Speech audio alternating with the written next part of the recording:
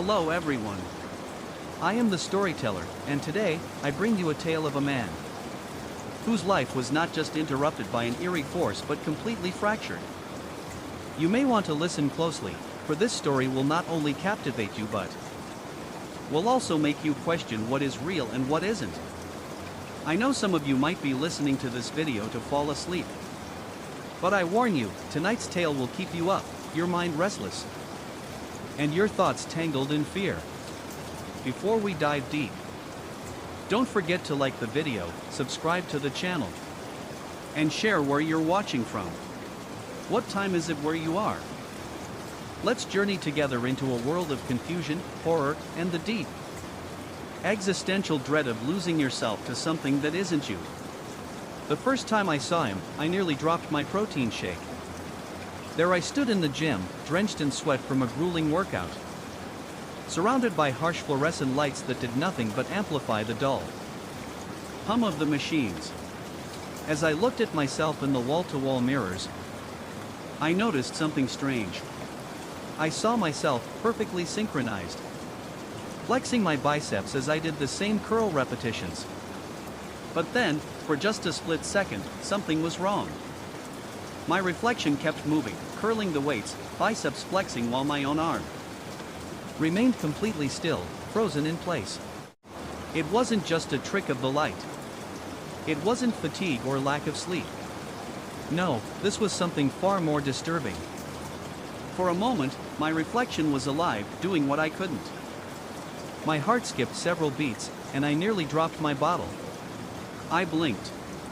And when I opened my eyes again, everything had synchronized. But that moment, that single moment when my own reflection moved without me, it stayed in my mind. Like an echo, relentless, growing louder with each passing minute. I tried to ignore it. Surely, I was just exhausted, right? Sleep deprivation, stress, pre-workout supplements. Anything but the chilling thought that my own reflection had momentarily become independent of me. But as the days went on, I began to question everything I knew. Before the gym incident, my life was predictable. I was a financial analyst, living a quiet, uneventful life. I didn't have many friends, just a tight circle that kept to themselves. I wasn't looking for trouble, nor did I want anything that would disrupt my routine. Monday through Friday, I was at the office. Evenings were for the gym, and weekends were filled with errands or a rare social gathering. I had a small but neat apartment in an unremarkable complex. Everything was ordered, calculated. There was no chaos, no unknowns. Until the day my life shattered. That was before I started losing myself. Before I became aware of someone else, someone wearing my face, stealing pieces of my life. The gym incident was just the beginning. 3 days later, I saw him again. This time, it was in the parking lot of my office building. He stood across the lot, just far enough that I could barely make him out at first. He wore the same navy blue suit I had on, the same tortoiseshell glasses perched on his nose. It was like looking at a mirror, but something wasn't right. When our eyes met, a chill ran down my spine. He smiled, a knowing, almost mocking smile. And then, without a word, he disappeared behind a column. I froze. My legs wobbled beneath me. I felt the cold autumn air hit my skin. But it didn't stop the sweat from forming on my forehead. My chest tightened as I sprinted across the lot, my breath burning in my lungs. But when I reached the column, there was no one. The lot was empty.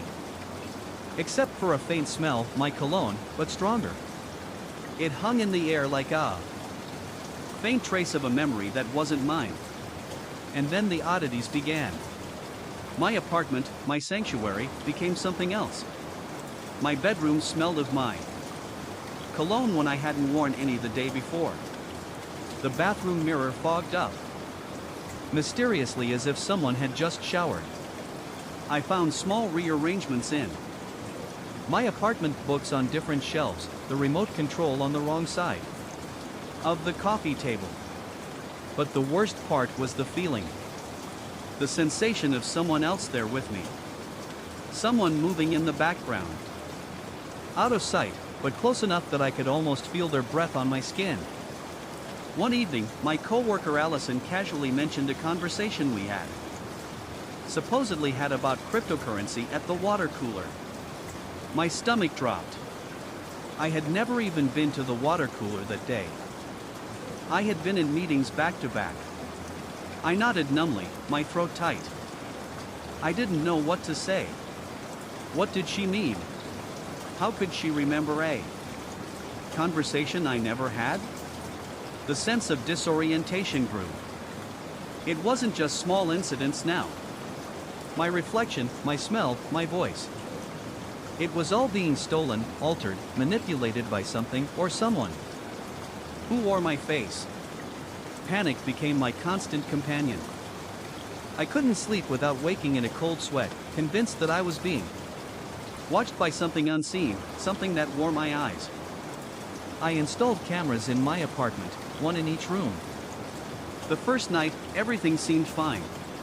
But then, the second night, at exactly 2:17 a.m., the bedroom camera recorded me. I watched in horror as my own body, still lying in bed, was replaced by another figure, someone who looked exactly like me. This doppelganger rose from the bed, walked into the kitchen, prepared a sandwich, and ate it while scrolling through my phone. I had no memory of this. I had no recollection of it. The intrusions into my life only accelerated. Yet the footage was clear. It was no longer just reflections or sense. This was my own body, walking, talking, living a life I wasn't a part of. The doppelganger became bolder. My boss praised me for a presentation I supposedly gave at the department meeting, a presentation I had never prepared or delivered. It was as if someone else was taking over my life. I don't know how much longer I can keep this up. The lines between reality and losing more of myself to someone who isn't me. But here's the worst part. There's a truth I've discovered, a truth that chills me to my core. I'm not just losing my life. I'm being erased. And as I dig deeper, the horrors I uncover only lead me further down this path. One that wins through darkness, deception, and the terrifying truth that there may be no way out. Something or someone is taking my place. And the question remains, who is this doppelganger? Why is it here? And how much longer will it take before I'm completely replaced? Will I ever be me again? Or will I disappear into the shadows of someone else's life? My neighbor thanked me for helping him move his couch. An event that never happened in my timeline. My mother called to discuss dinner. Plans we'd apparently made for the following weekend. It was like they had all received a different version of me. One who was living a life I hadn't experienced. But the photographs were the most damning evidence. A college friend posted pictures from a bar crawl I had declined to attend. There I was, arm thrown around his shoulders, beer in hand, grinning widely. The timestamp confirmed it was from last Saturday night when I had been alone in my apartment, watching documentaries. In the background, partially obscured by revelers, stood another figure with my face, watching the camera with cold, calculated eyes. My reflection grew increasingly autonomous. At first, it was subtle. A momentary pause while I brushed my teeth, where the reflection would study me. Toothbrush hovering near its mouth, while mine continued scrubbing. Then at the gym, it would perform entirely different exercises from mine, drawing curious glances from other members who clearly saw the discrepancy but were either too polite or too disturbed to mention it. The gap between me and my reflection was growing, as if it were trying to carve out a life of its own, an existence that wasn't mine. Once, as I changed shirts in a department store fitting room, my reflection reached toward the mirror, separating us. Its fingertips pressed against the glass, causing me to stumble backward. knocking over a display rack in my haste to escape. My heart pounded as I fled the store, my mind whirling with questions that I couldn't find answers to. Sleep became impossible. Every noise in my apartment, the creaking of the building, the hum of the refrigerator, the distant traffic, it all transformed into something more. Every sound was footsteps, breathing, deliberate movements, someone moving through my space. Someone who wasn't supposed to be there. I developed an obsessive tic, constantly checking reflective surfaces, then avoiding them entirely. I covered the bathroom mirror with a towel, angled my computer screen to prevent seeing my reflection. Every shadow became a threat. Every glint of light a reminder that I was being watched. The exhaustion only deepened the paranoia, making reality feel thin and permeable, like it might dissolve at any moment. To cope, I began documenting everything. I wrote meticulous notes, timestamping my daily activities and taking photographs whenever I could. I recorded voice memos to leave breadcrumbs for myself, in case I lost time again, or worse, if the other me started taking over more completely. I even wore a fitness tracker, hoping it would offer some clue, some insight into what was happening to me. It recorded my heart rate, steps, and sleep patterns. I checked it obsessively, looking for anomalies. It didn't take long before I found one. According to the tracker, I had taken a 3-mile walk at midnight 3 days ago. I had no recollection of it. The intrusions into my life only accelerated. A bank statement arrived showing purchases I hadn't made, including a coffee shop across town, an online subscription to a service I'd never heard of, and a significant withdrawal made at a branch I had never visited. Email confirmations arrived for job interviews I hadn't applied for. My dating app showed conversations with women I had never messaged. Someone or something was methodically inserting itself into every corner of my existence. In desperation, I reached out to a former colleague who had left our firm to pursue a career in psychiatry.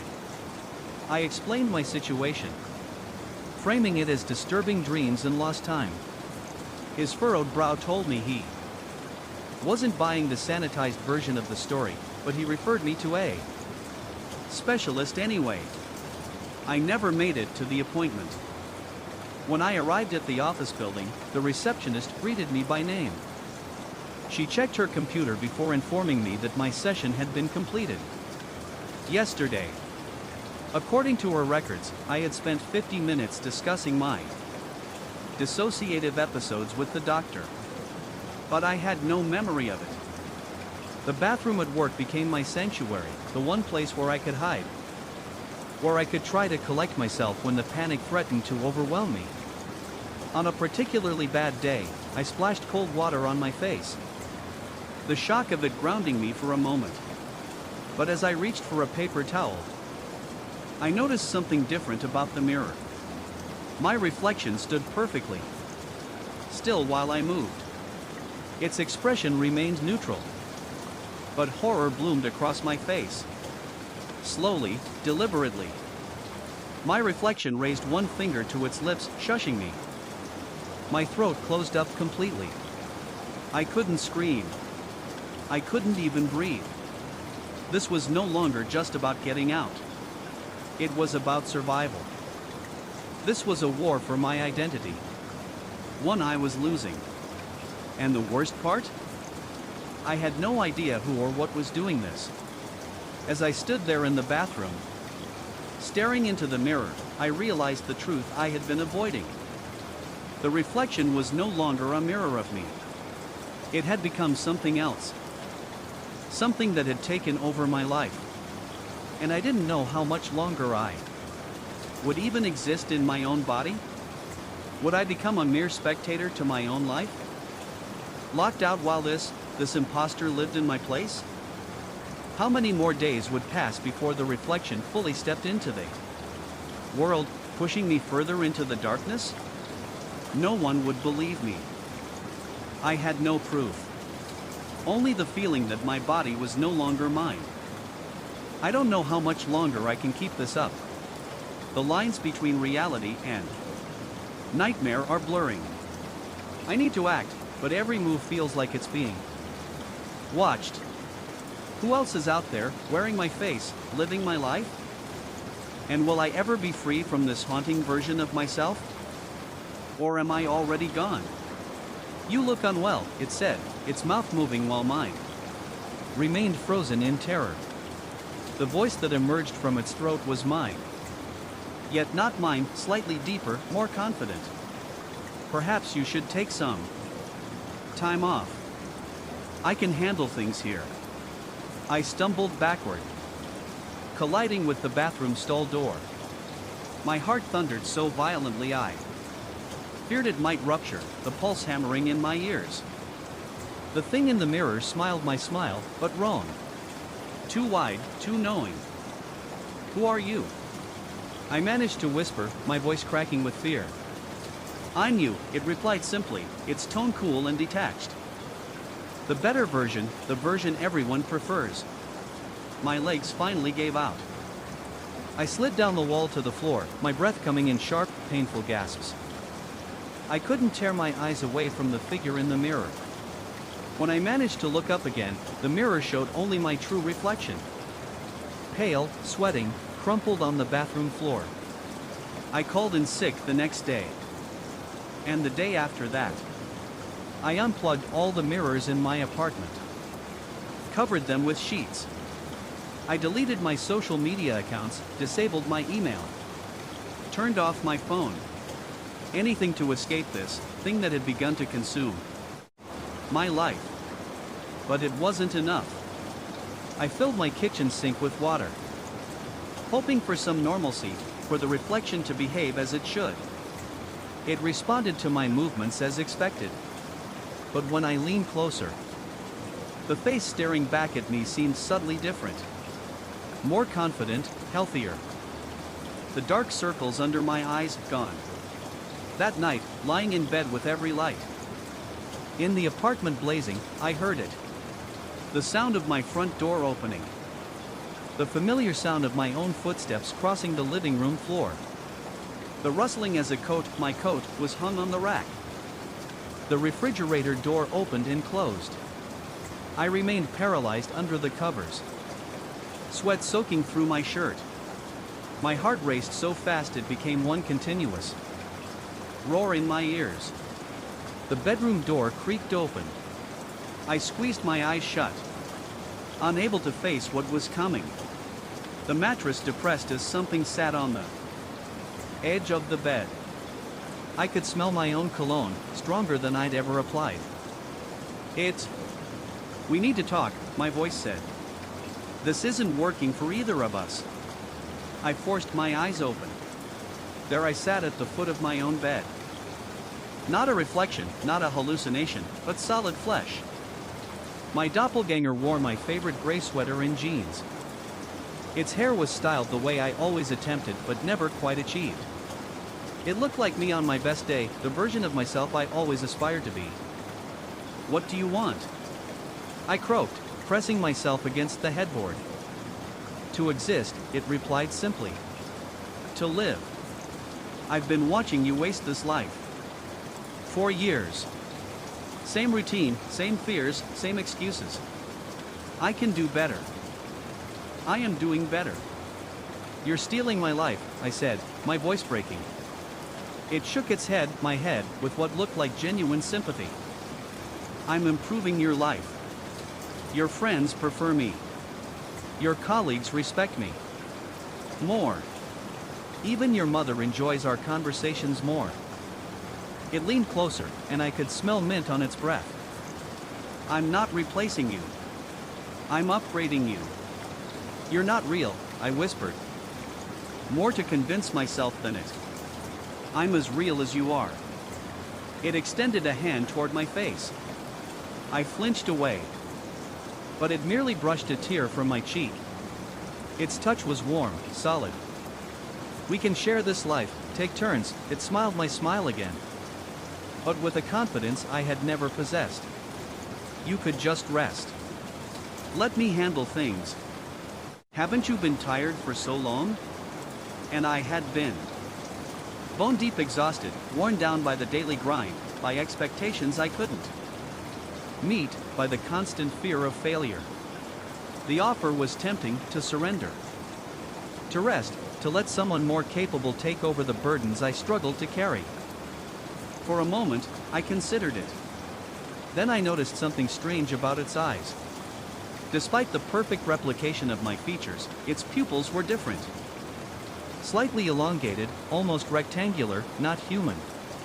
The realization sent ice through my veins. No, I said, my voice finding strength. This is my life. Flawed, mundane, disappointing, but mine. Its expression hardened. The mask of sympathy falling away. You won't have a choice much longer. It said, its voice cold. I'm becoming more real every day. You're fading. Haven't you noticed? I had. Every day, I felt myself slipping further away. As if I was being erased. And I wasn't sure how much longer I had before I completely disappeared into the shadows of my own life. Replaced by this thing that claimed it was better, more capable, more real. In that moment, as I stared into its cold, unblinking eyes, I realized the horror of it all. This wasn't just a battle for my life. It was a fight for my very self, my identity, my soul. It was growing, becoming stronger, while I faded away into nothingness. What would be left of me when it fully took over? Would anyone even remember I existed? Or would I be nothing more than a shadow in the reflection of someone who had stolen my life? I looked at it one last time and whispered, "This is still mine." But deep down, I wondered if I truly had a choice anymore. My interactions with others had become strained. People looked at me with confusion when I didn't recall conversations or plans. My key card had stopped working at the office. My fingerprint no longer unlocked my phone consistently. The doppelganger stood, straightening my sweater on its body. "I'll give you time to accept the inevitable," it said, its voice colder now, "but not much time. You're already half gone." It left the bedroom, and moments later, I heard the front door close.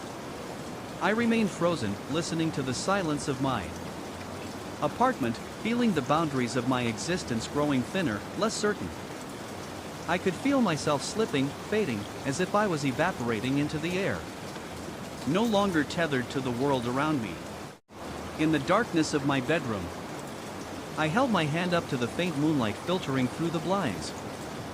For just a moment, I could swear I saw through it, as if I were becoming transparent, as if I were the reflection, and it was becoming solid. I don't know how much time I have left. I write this as evidence that I existed. That I was here first. If you meet someone with my face, my name, my life, know that he is not me. Even if he has become more me than I am now. I don't know what it is or where it came from. I don't know what happens to the original when the copy takes over completely. But I know I'm still here for now. And I will not go quietly. The old Harrington building breathes.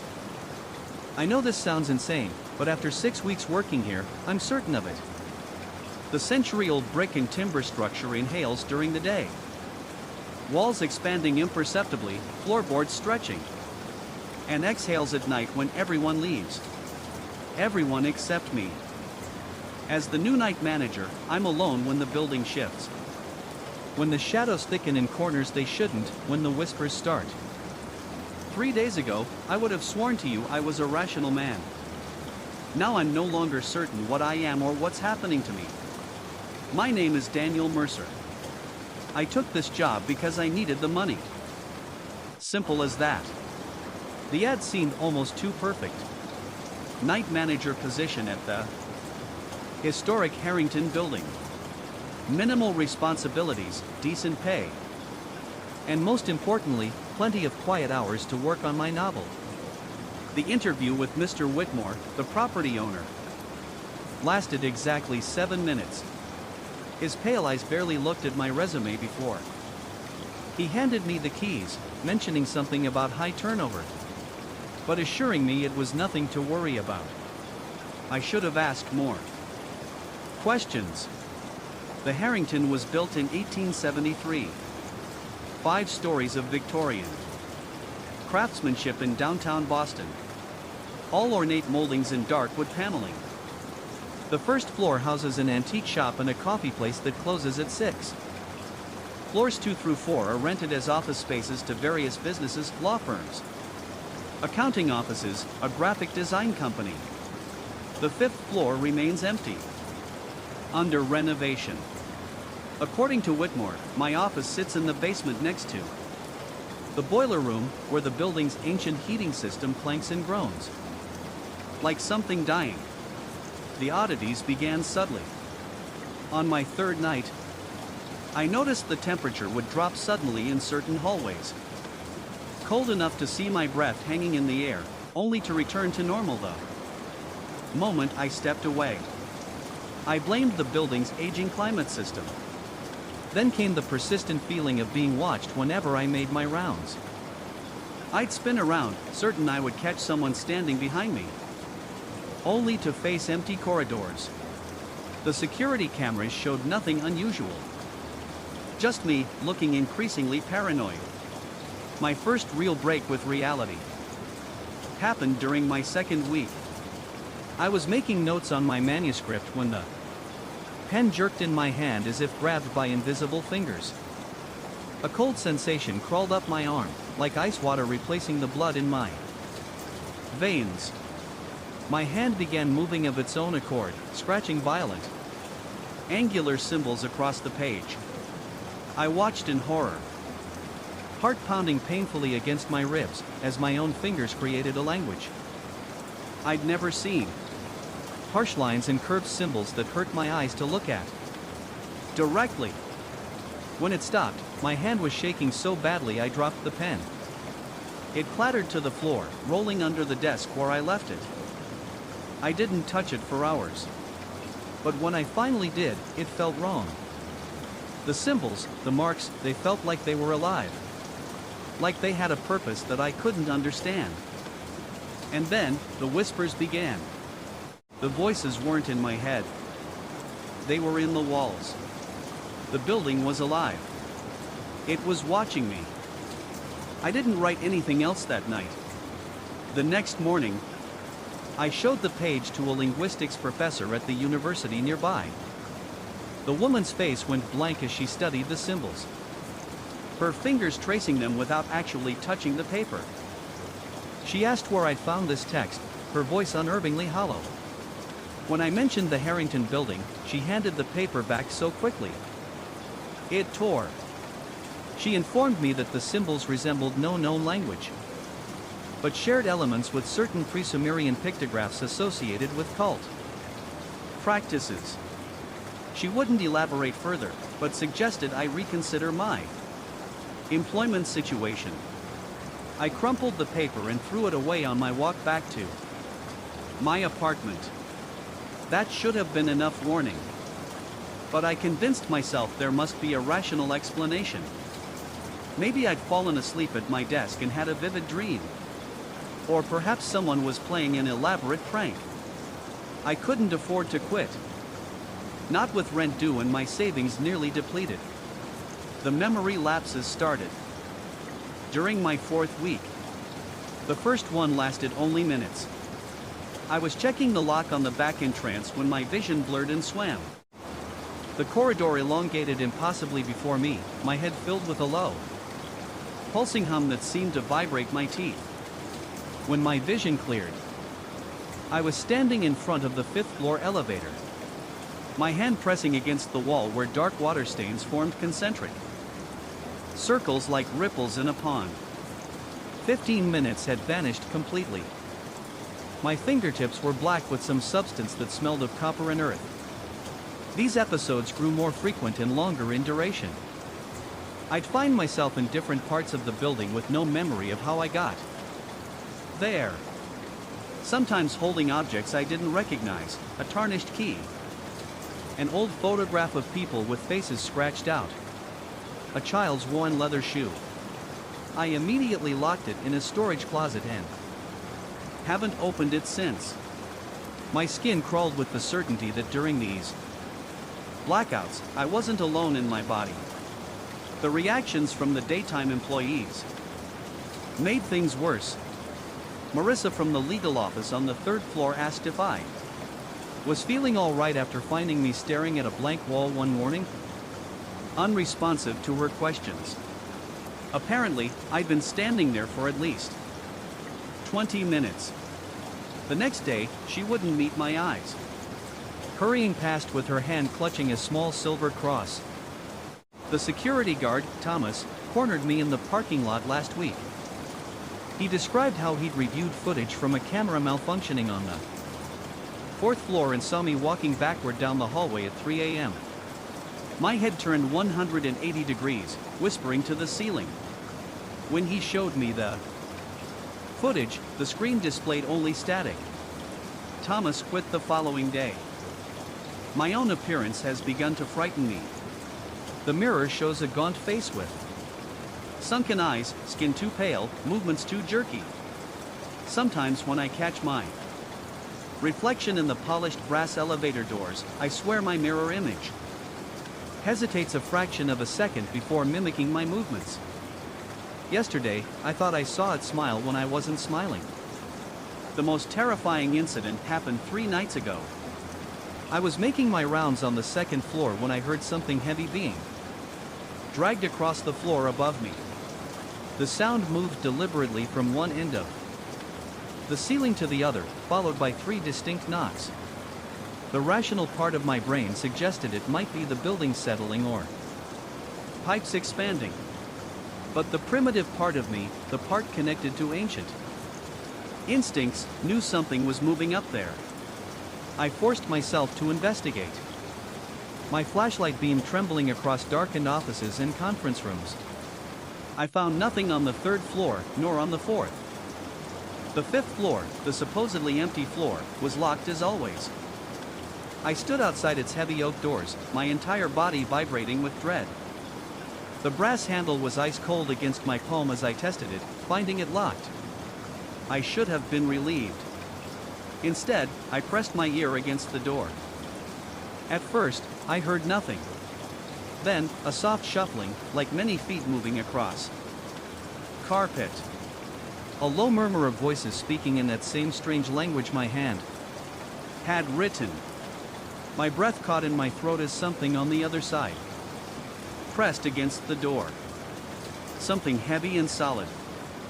The wood creaked inward slightly. I stumbled backward, my heart slamming against my ribs so hard it hurt.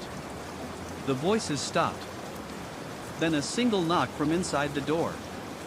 Another, a third. Exactly like the pattern I'd heard from below. I ran. My feet pounded down the stairs, sweat pouring down my back despite the freezing air. I locked myself in my basement office, pushed my desk against the door, and huddled in the corner until morning. When daylight came, I convinced myself I'd experienced some sort of waking nightmare, sleep deprivation, stress. Nothing more. But that night, I discovered something that shattered my ability to rationalize. While searching old building records for information about previous night managers, I found a hidden compartment in my desk drawer.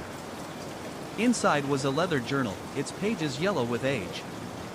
The handwriting inside matched mine exactly, not similar, identical. Down to how I crossed my T's and the slight upward curve of my W. The journal detailed the same experiences I'd been having, the same phenomena, the same growing terror. It was dated 1922. The entries described how the writer, a man named Daniel Mercer, had discovered that the Harrington building had been constructed over the foundation of something much older. Something that had been a temple or meeting place for people who worshipped. Entities that existed in the spaces between walls, in the shadows between moments. The final entry described how Mercer planned to seal the fifth floor permanently and escape the building's influence. The handwriting deteriorated toward the end, devolving into those same angular symbols my hand had produced. The final page contained only one sentence in English. It wears us like gloves. I haven't slept in 36 hours. My hands shake constantly now.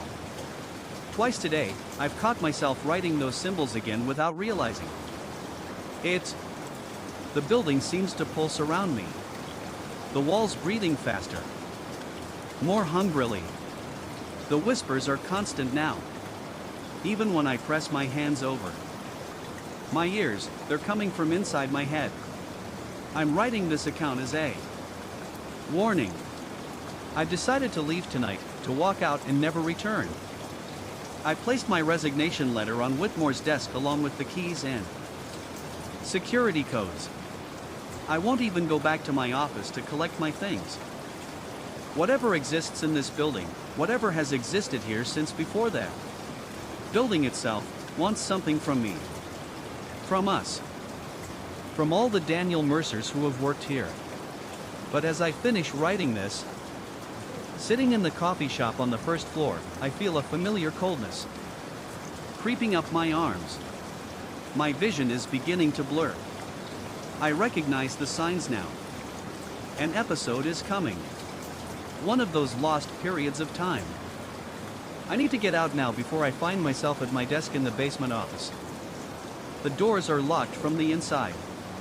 My resignation letter sits in front of me, torn to pieces. On the wall, written in what looks like ash, are symbols I now understand perfectly. They tell me that I have always been here, that we have always been here, that there is no Daniel Mercer except the one that exists to serve as vessel. The building exhales around me as night falls. I hear footsteps on the ceiling above. They're coming down from the fifth floor. The whispers tell me it's time to open the door. My hands move toward the keys without my permission. Part of me screams to resist, but another part, a growing part, welcomes what's coming. After all, I've been hosting this entity for longer than I realized. Perhaps not just in this lifetime, but in others.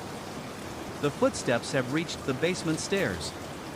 Something scrapes against the door. 3 knocks in that familiar pattern. My hand reaches for the lock. Maybe I'll become something new. Maybe I always was. The door is opening now. The air changed first.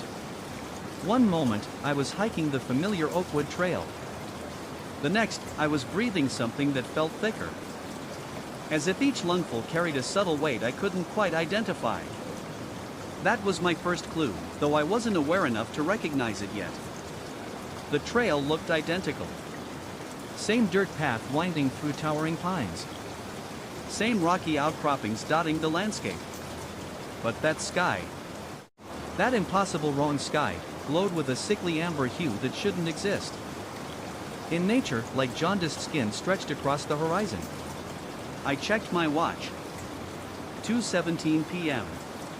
Yet the light filtering through the canopy above suggested the cusp of evening or perhaps dawn. A transitional illumination that belonged to neither day nor night. I've hiked this trail dozens of times. 23 to be exact. I'm methodical that way, keeping count of such things. Each time, I documented the experience in my trail journal, weather conditions, wildlife sightings, notable geological features.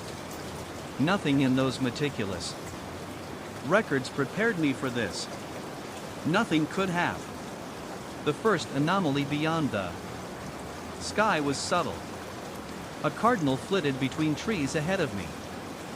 I noticed its movement was unusual. The bird appeared on one branch, then instantly on another 10 feet away without crossing the space between. My eyes struggled to track it, as if it existed in frames rather than continuous motion. I blamed fatigue, dehydration perhaps. I stopped to drink from my water bottle, the familiar ritual momentarily grounding me in normalcy. The water tasted metallic, almost bloody. I spat it out, watching as it seeped into the dirt with unusual slowness. I should have turned back then. Every instinct screamed for retreat. But curiosity, that damned human flaw, pushed me forward. Just a little further, I told myself, just to see what's around the next bend.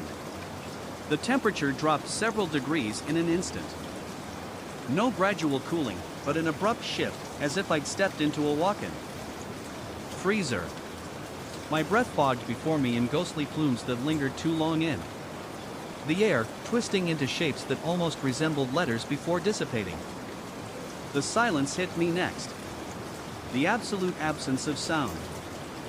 No birdsong, no rustling leaves, no distant highway noise that normally penetrated even this remote stretch of woodland. The silence had weight. Presence. It pressed against my eardrums until I could hear only my own heartbeat, unnaturally loud and increasingly rapid. I called out, my voice emerging weak and thin. Hello? Is anyone there? The words died inches from my lips, as if the air itself swallowed them. That's when I first heard it. My name whispered from somewhere behind me. Not English, not any language I recognized, yet I understood it perfectly. I spun around, finding nothing but the empty trail stretching behind me. The whisper came again, this time from my left, then my right. Then seemingly from inside my own head. Multiple voices overlapping. Speaking in that impossible language that I somehow comprehended without knowing a single word of it. They were calling me deeper into the woods. They were warning me to flee. They were welcoming me home. All these contradictory messages simultaneously, each as clear as the next. My temples throbbed with the beginnings of a migraine. My vision blurring at the edges. I stumbled forward, determined to reach the familiar lookout point half a mile ahead. Once there, I reasoned I'd be able to see the town below, reorient myself, find my way back to normality. The path began to twist in ways I didn't remember, making sharp turns where I recalled gentle curves. Each time I rounded a bend, expecting the lookout clearing, I found only more forest, deeper and darker than before. The trees. Dear God, the trees. I'll never forget the moment I realized they were watching me. The trunks no longer seemed like mere plants, but sentient beings. Their branches twisting unnaturally, leaning closer to me. Their knots, where the bark had peeled away, resembled eyes, watching, observing, studying. The pines, which once stood as silent giants, now seemed to whisper in the wind, as if sharing thoughts that weren't mine. Something was wrong, and it wasn't just the forest. It was me. Something in the air, something ancient, was pulling me deeper, dragging me toward the heart of this unnatural place. My feet seemed to move on their own, stepping in rhythm with the whispers. The path blurred beneath me, and the world around me bent and twisted, as if reality itself was warping, tearing at the seams. The deeper I went, the more I felt my grip on myself slipping. Was I even the same person who had started this hike? Or had I always belonged to whatever was watching me from the shadows between the trees? It started with a strange creaking sound, like old wood bending under stress. I glanced up to see a massive oak slowly rotating on its axis, its trunk contorting impossibly without disturbing its roots. Its knots and whorls rearranged themselves into something unmistakably face-like. Hollow depressions formed eye sockets that tracked my every movement. Another tree did the same. Then another. Until the entire forest seemed alive with these wooden sentinels. Their limbs strained toward me, their improvised faces expressing emotions I couldn't or wouldn't interpret. My rational mind grasped for explanations: hallucination, undiagnosed medical condition, contaminated water from my bottle. But none satisfied. The evidence of my senses was too consistent, too persistent to dismiss. My hands trembled as I checked my phone. No service, of course, but also no battery, even though it had been fully charged when I started this hike. My watch had stopped at 2:17. Its second hand twitching back and forth over the same spot as if trapped in amber. I tried running. The exertion felt wrong, like moving through honey. Each step required extraordinary effort. My lungs burned. Not with the familiar pain of exertion, but with something deeper. As if the air itself was holding its breath. Without thinking, leaving iridescent trails on my skin that reflected that sick amber light from above. It was during this desperate sprint that I first saw my pursuer. Just a glimpse at first, a tall, spindly figure at the periphery of my vision. Each time I turned to look directly at it, it vanished, only to reappear at another impossible angle. Above me in the branches. Around a corner I hadn't yet reached, reflected in a puddle where nothing stood. To cast such a reflection, I couldn't make out details. Just an impression of wrongness. Limbs too long, jointed in places limbs shouldn't joint. A head that seemed to consist mostly of a vertical opening.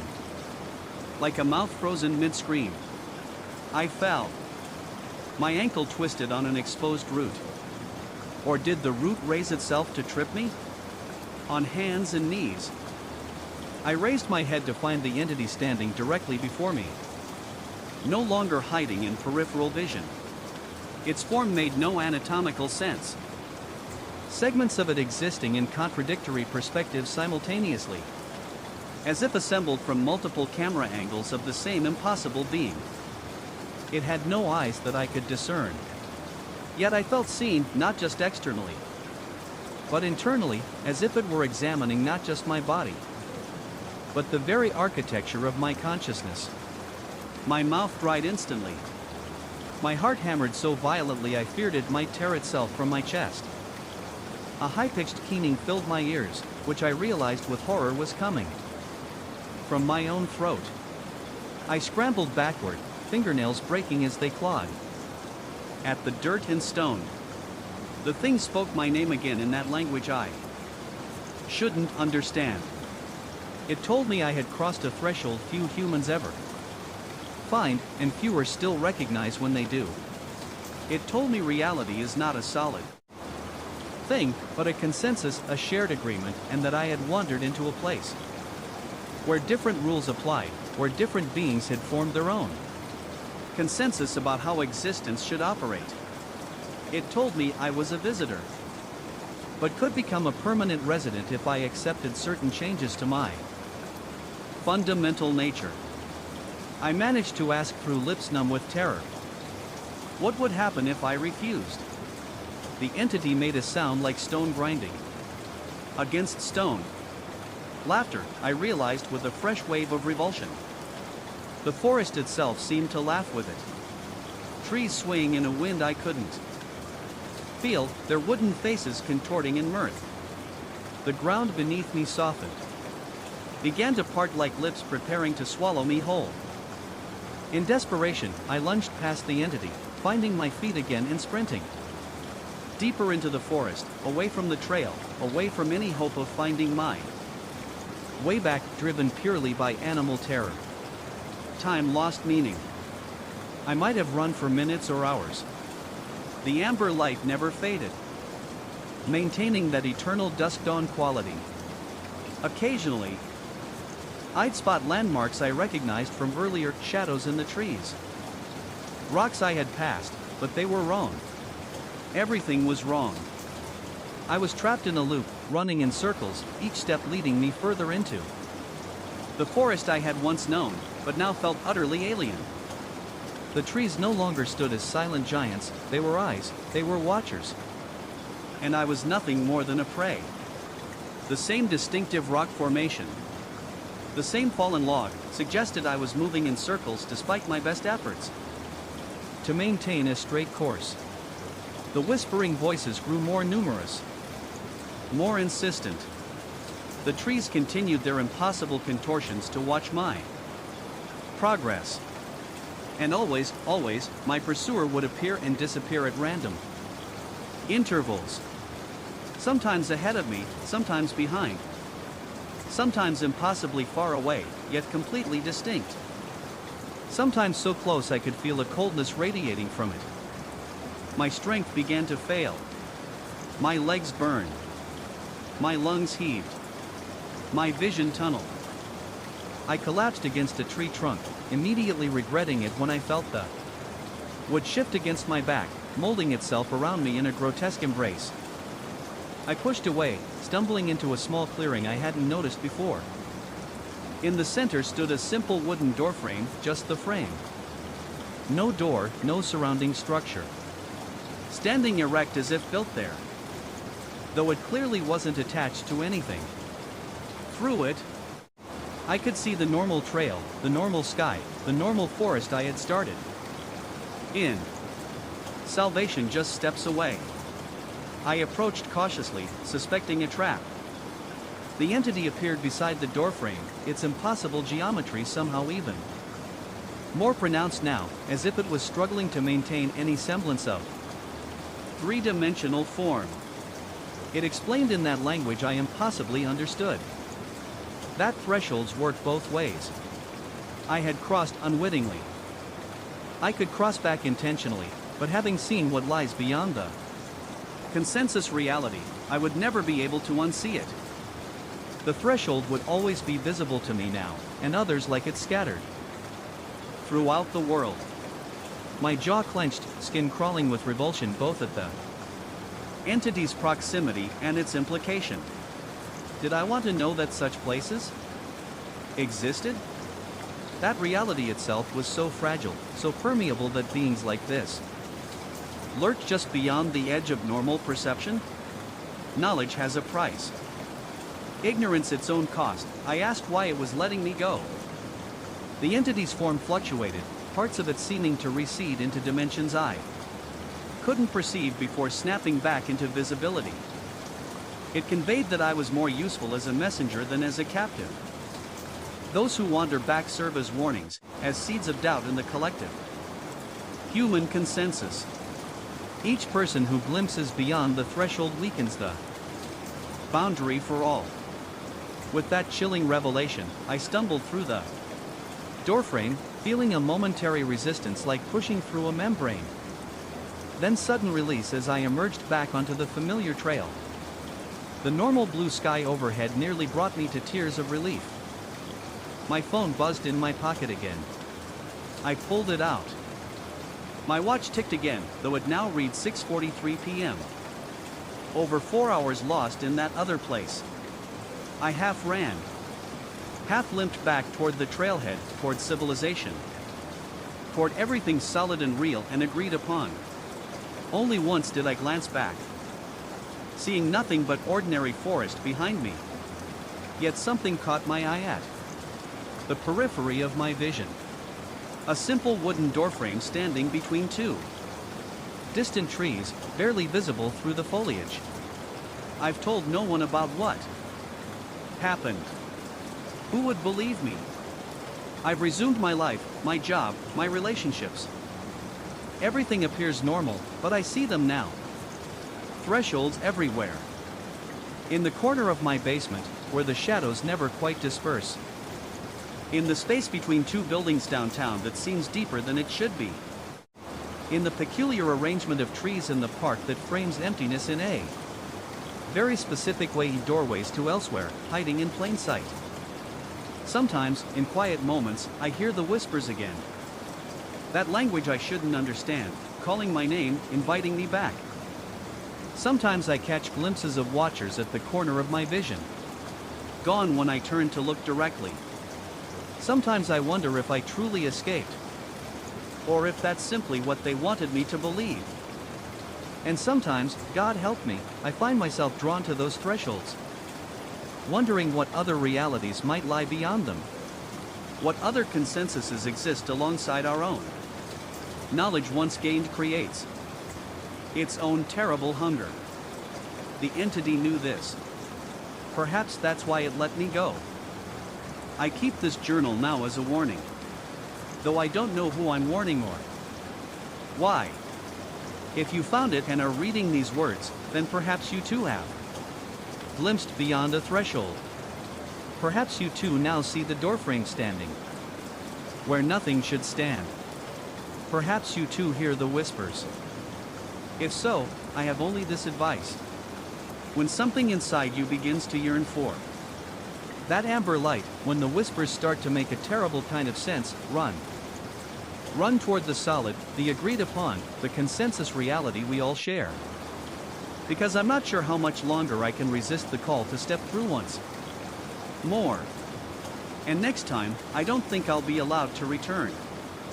A damp, stale odor assaulted my nostrils the moment I stepped onto the cracked sidewalk that night, as though the very air in that deserted part of town was weighed down by something rotten. Every shadow across the street seemed to shift slightly whenever I looked away, as if unseen eyes were tracking my every move. From the corner of my vision, I caught a flicker. Just a passing figure, I told myself. But my pulse already pounded in my ears, making it difficult to focus. I'd come here, despite my better judgment, to buy a pair of tickets from a stranger whose appearance seemed to change each time we met. Now, I stood in front of what was supposed to be the ticket exchange location. An aged theater with shattered windows and sagging walls. The marquee letters missing or arranged in incomprehensible patterns. It was then, in that moment of oppressive silence, that I knew I had made a profound mistake. I remembered the adrenaline rush coursing through my veins when I first saw that online listing. Hard to find tickets, no event specified. Yet something in the description called out to me. Perhaps the promise of a once-in-a-lifetime show or the thrill of obtaining a secret performance seat. I was bored with my life, tired of the mundane routine. So I jumped at the chance for something unusual. The phone call that came soon after was brief. I heard a raspy voice quoting a modest price and instructing me to meet at an out-of-the-way street corner. No official vendor, no e-tickets. Just a hush-hush transaction. My heartbeat was surprisingly loud in my chest as I agreed to the covert deal. The first time I saw the seller, I was sure something about him didn't quite match his own silhouette. He wore a wide-brimmed hat that threw a long shadow over his features. At one angle, I could have sworn he was clean-shaven. A face with a sharp chin and gaunt cheeks. When I blinked, the face seemed rounder, with a slight mustache. I tried to chalk it up to poor lighting or my own nerves making my perception fuzzy. Still, a chill crept up my spine when he handed me two small tattered tickets. He never named the show. He gave me a time, a date, and a second address with instructions to pick up the actual program. It sounded strange. Why not just give me everything at once? His response was cryptic, but in my anxious excitement, I ignored every warning sign. People sometimes do illogical things when they're bored or desperate, and I was both, so I took the tickets. A short, breathy laugh escaped him as I left. I still hear it echo in my nightmares. On the appointed evening, the second address led me to this rotting theater. The facade seemed older than any building I'd ever seen. The ornate columns crumbling at the edges, the plaster chipped away to reveal wire mesh and rotted wood.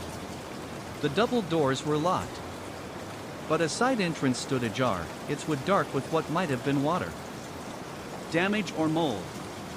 I slipped inside, 1 part curiosity, 2 parts dread. Unable to shake the heaviness in the air that clung to my skin like a cold sweat. I expected dust and webs, which were indeed plentiful. But the place was otherwise eerily intact. Faded posters lined the hallway, each one promoting shows from decades ago, featuring names I didn't recognize, and dates stretching back to the 70s. My eyes scanned the dim corridor.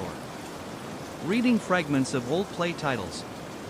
My heart was racing, and I could taste metallic anxiety on my tongue, as if my entire body was bracing for something.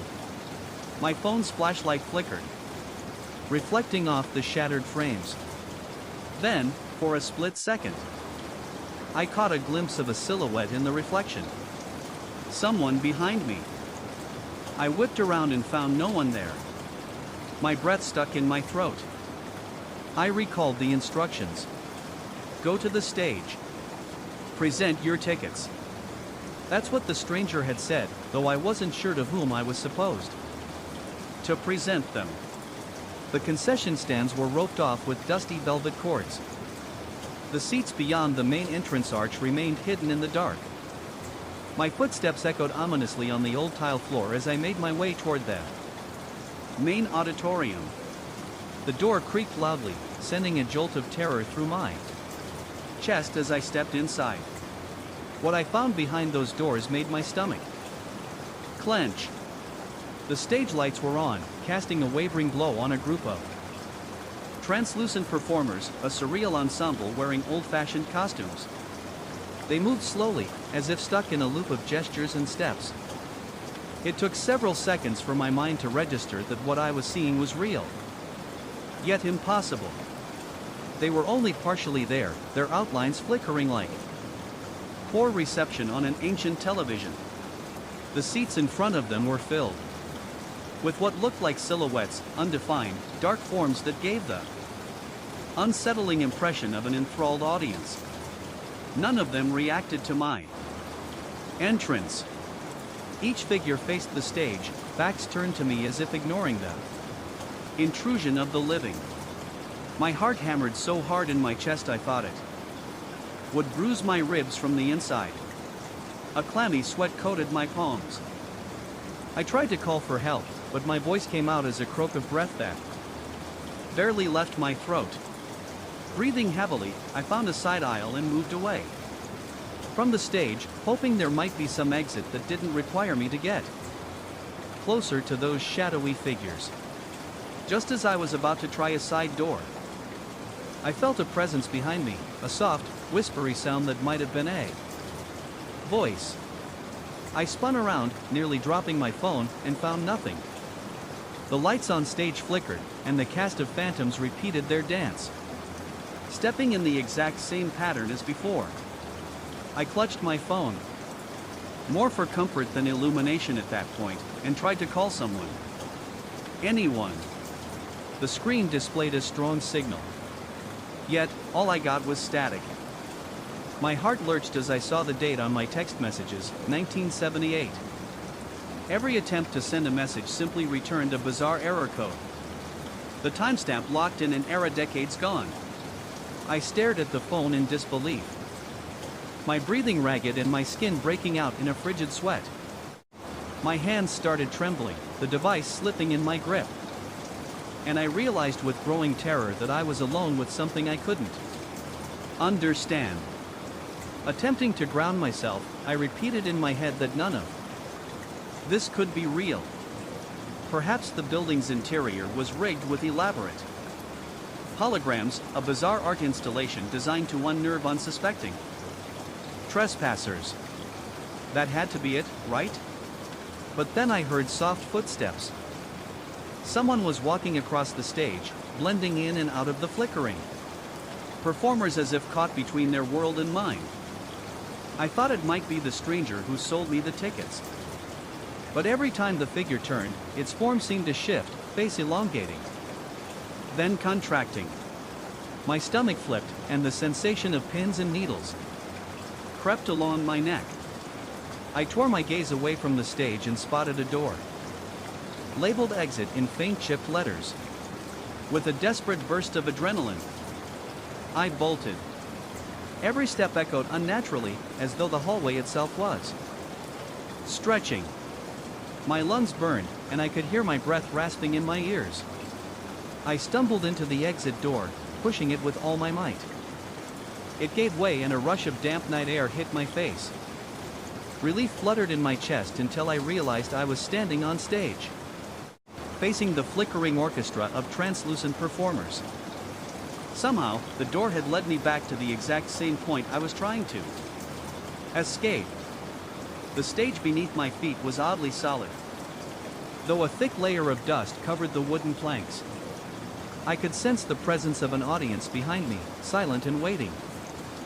Fear clouded my mind, and I dared not turn around.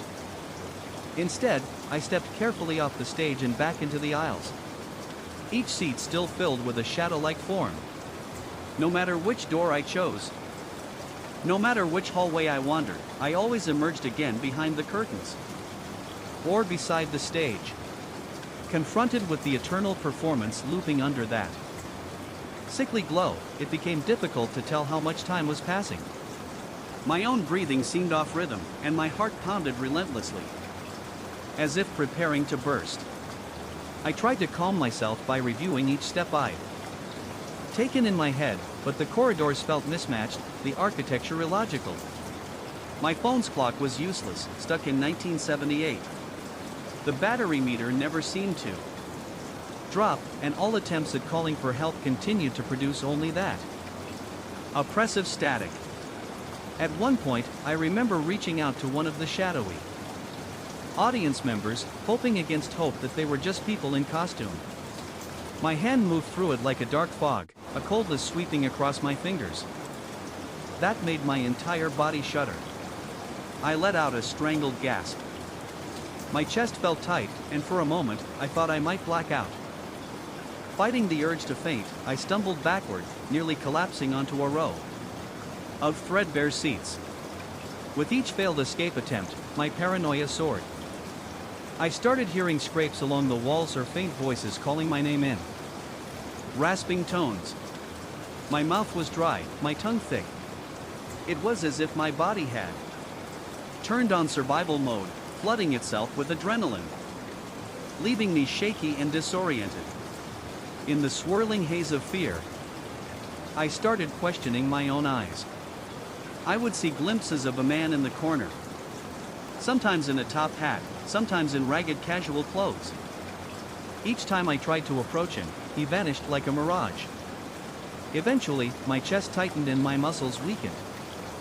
I sat on a dusty seat in the last row. The flickering performance continued. The actors' faces blank and unreadable. Their movements had a tragic grace, a repetition that felt both mesmerizing and sickening.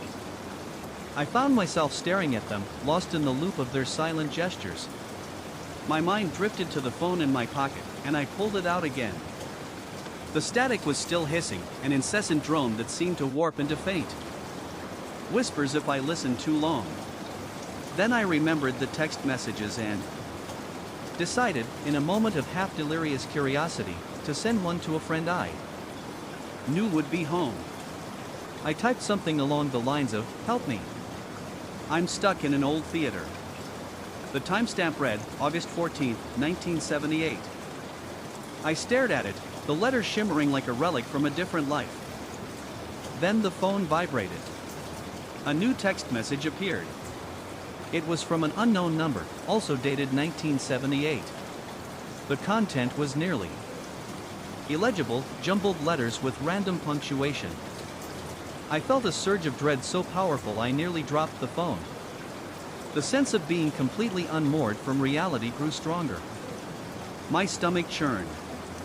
I could almost feel those symbols pulsing beneath my hours.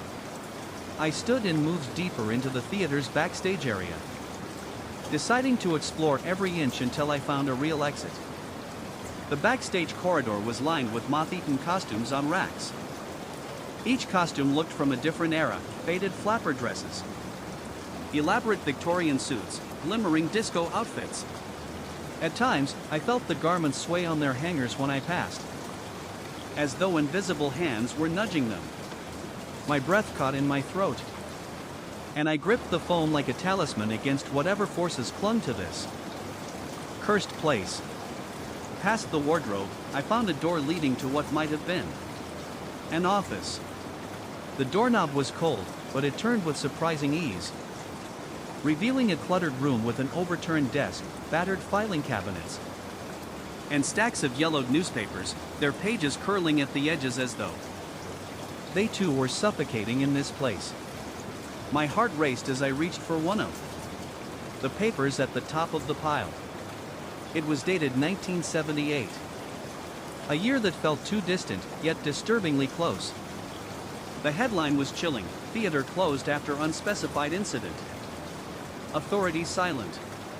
The words seemed to flicker in the dim light, almost as if they were alive, shifting in a way that made my eyes ache. The article gave no details about casualties, no mention of what had happened.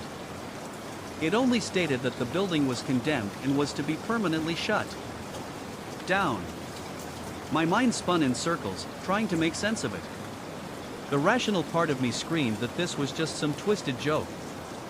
A bizarre prank orchestrated by the strange man who'd sold me the tickets. But the dread in my gut insisted otherwise.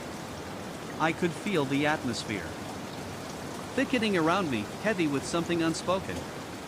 Something lurking just beyond the edge of my understanding. The flickering bulb overhead cast strange, jittering shadows. I caught sight of a small window behind the desk, its frame hidden by layers of grime and cobwebs. My resolve hardened. If I could just break through, I could escape this suffocating space.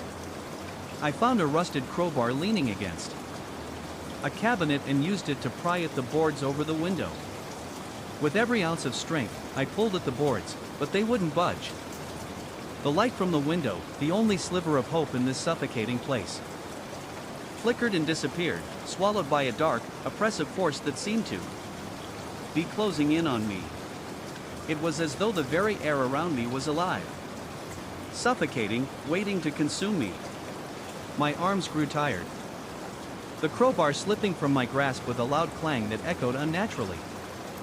And then, I saw it again, him. The man who had sold me the tickets. Standing just behind me in the shadows, his form shifting with unnatural fluidity, distorting, elongating. His face was a blur, changing, like a reflection in a funhouse mirror.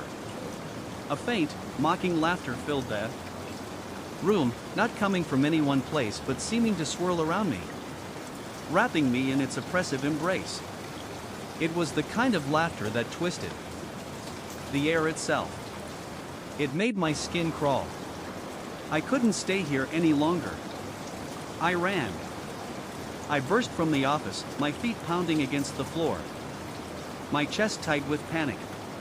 Every corner I turned, every hallway I darted down, felt more oppressive than the last. I could feel his presence behind me, just at the edge of my senses. His shadow, his distorted form, flickering in and out of sight. The air seemed to thicken, and the walls appeared to close in around me. Each door I tried only led me back to the stage with the same flickering performers. I could hear the phantom applause, the echo of a crowd that wasn't there, and the sensation of being watched, surrounded, trapped. I couldn't think.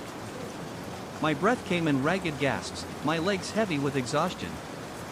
My heart thudded in my chest, so loud that it seemed to reverberate through the empty theater. The lights flickered above me, casting long, jagged shadows that seemed to move on their own. The figures on stage remained frozen in place, their faces expressionless and blank, as if waiting for something or someone to give them purpose.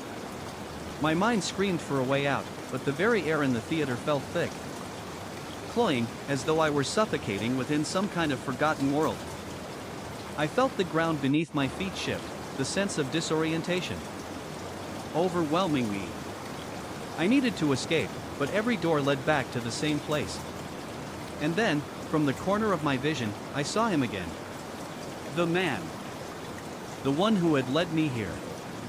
He stood at the edge of the stage, his form shifting, becoming more solid with every passing second. This time, though, I didn't move toward him. I couldn't. Something had changed. A shift in the atmosphere. The very air felt alive, as if the building itself were part of this twisted performance. I couldn't trust my own senses anymore. Nothing felt real. The audience, too, had changed. Their silhouettes were no longer merely shadowy forms, they had grown clearer, more defined, as though they were beginning to take shape. But their faces remained blank, hollow, void of recognition. I couldn't bear it anymore. I needed to escape. I had to get out. I made a mad dash down a side aisle, my feet pounding the floor. But as I neared the end of the aisle, I felt a cold, unnerving presence behind me. I spun around, and for just a moment, I saw the flicker of a figure in the corner, moving swiftly, faster than any human could. A cold shiver ran down my spine, but I didn't stop. I reached for another door, this one hidden in the shadows of the stage. The handle was ice cold against my palm, and with a single twist, I opened it, only to find myself back at the stage. The cycle was repeating. I had no escape. And then, something shifted. The performance on stage changed. The figures began to move with a fluidity that was unsettling. Their faces still remained blank, but their movements, slow and deliberate, seemed to be in sync with my own trembling heartbeat. My chest tightened as I realized the performance was for me. My phone buzzed in my pocket again. I pulled it out, and the screen blinked with a new text message. But this time, it wasn't from a friend or a loved one. It was a new message, from the same number. It read, "You should have stayed." The lights above flickered again, and for the briefest of moments, the audience in the theater moved, not as shadows, but as real people. And then I understood. I was no longer just an observer. I was part of the performance, and they would never let me leave. The whispers grew louder. My breath came faster. And somewhere, deep in the pit of my stomach, I realized the truth. This was no longer just about getting out. It was about survival. As I looked around, I knew there was only one way to escape this place. And it was something I had never expected to do. I had to become part of the performance. Back then, I couldn't articulate why it felt so suffocating. Now, I'm certain it was the first whisper of the nightmare awaiting me in the attic. A silent invitation that would unravel everything I thought I knew about reality. I had bought the property for a good price, deciding to remodel and fix it up for my own use. It was supposed to be mine safe haven. I didn't anticipate that I'd discover any hidden chambers, let alone a portal to alternate versions of my life.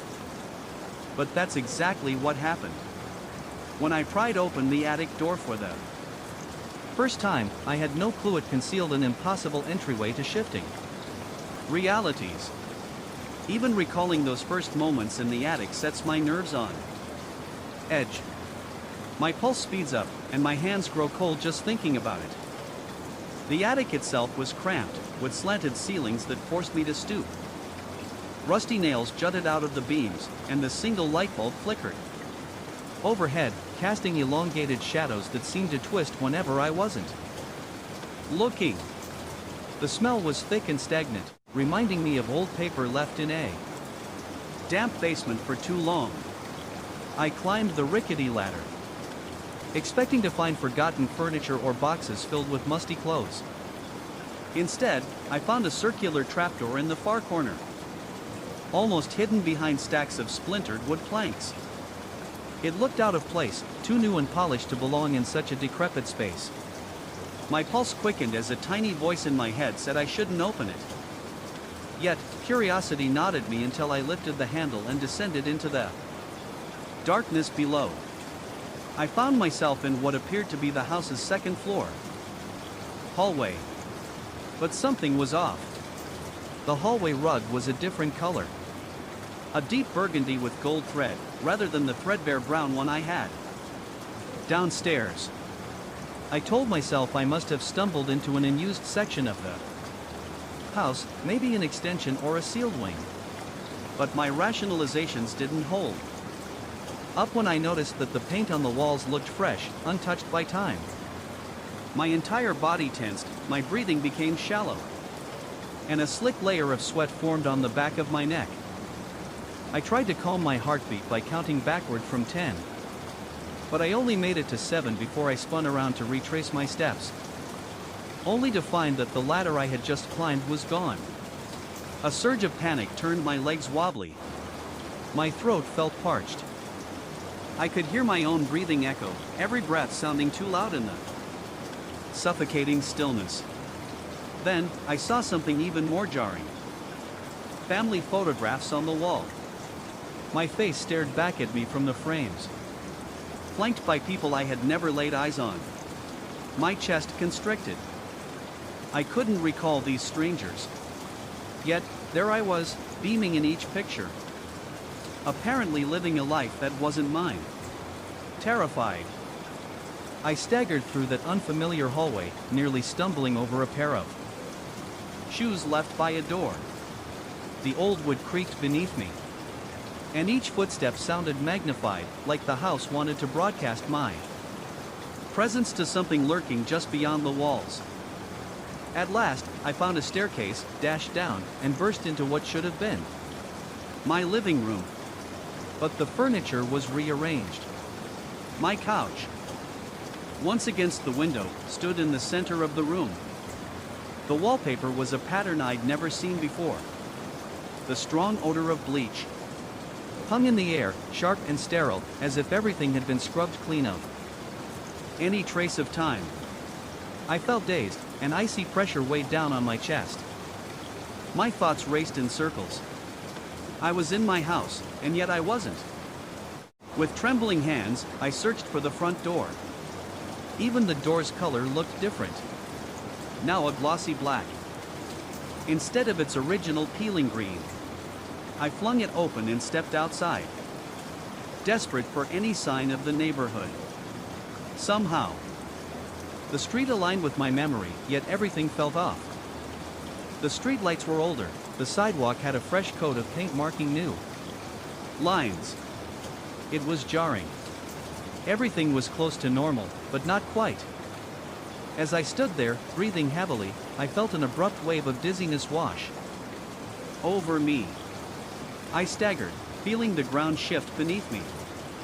In a burst of blind instinct, I rushed back inside, bounding up the stairs to find any pathway to the attic. My chest heaved with every step, the pounding of my heart resonating in my ears. My nerves hummed like a taut string about to snap as I ascended the stairs. My thoughts blurred into a frenzy. Was I losing my mind? Was I caught in some twisted version of my life? I pushed open the attic door, praying it would lead me to something I recognized, but instead, it felt like the walls of the house were closing in. The air was suffocating, as though the house itself was alive, watching, waiting. I found the attic again, but it was no longer a place of escape. It was a doorway, a threshold between realities. The house was changing with me, bending its form to hold me in its grip. There was no clear way out. Every door I opened only led to another shadow, another place that wasn't mine. Oh. And as I stood there, frozen in the attic, I realized I was never meant to leave. The house was a labyrinth, and I was its permanent resident. Finally, I spotted a trapdoor in the ceiling of an upstairs bedroom. Forcing it open, I climbed through a narrow hatch to a dimly lit attic that resembled the one I had originally left. The smell of stale air and mold returned, the oppressive, stagnant scent clinging to the air like a warning. The rickety ladder was there again, and I practically fell down its steps, colliding with dusty floorboards. When my vision cleared, I saw I was back in my attic. The real attic, or so I hoped. My hand shook so violently I could barely hold onto the old beam for support. A nervous laugh bubbled in my throat, tinged with hysteria. I kept telling myself that maybe I had dozed off and dreamed the entire thing. Yet, when I exited the attic, My living room and hallway were exactly as I knew them. Nothing looked out of place except for one small detail. The light fixture in the hallway had changed from brass to a simple white dome. And I knew it had been brass just hours before. That small detail, innocuous as it seemed, struck me like a cold punch to the chest. Something was wrong. Over the following days, I became obsessed with renovating the place. Not because I longed to fix it up, but because I wanted to see if anything else had altered. Every morning, I woke to discover tiny discrepancies. The doorknobs were a different shape than the day before. The fridge had moved to the opposite side of the kitchen. The paint on the bedroom walls seemed a shade lighter. I tried to convince myself that I was just overthinking, but deep down, memory fatigue might have been warping my observations. But deep down I felt that same stomach-knotting unease each time I noticed a change. The air seemed thick with tension, and I was never fully at ease. Even when I sat on my couch, glancing wearily at the corners of the room, half expecting them to shift before my very eyes. I told a friend about the strange experiences, but only in vague terms, feigning that I found old passages and might be hallucinating from fumes in the house. I barely registered his actual reply. I kept hearing my own hammering heartbeat. My mind drifting toward the attic, picturing that gleaming trapdoor. Later, I overheard him mentioning that I needed professional help. He meant well, but it only fueled my paranoia. Was I losing my grip on reality? Or was there truly something lurking up there? Eventually, I decided to confront it.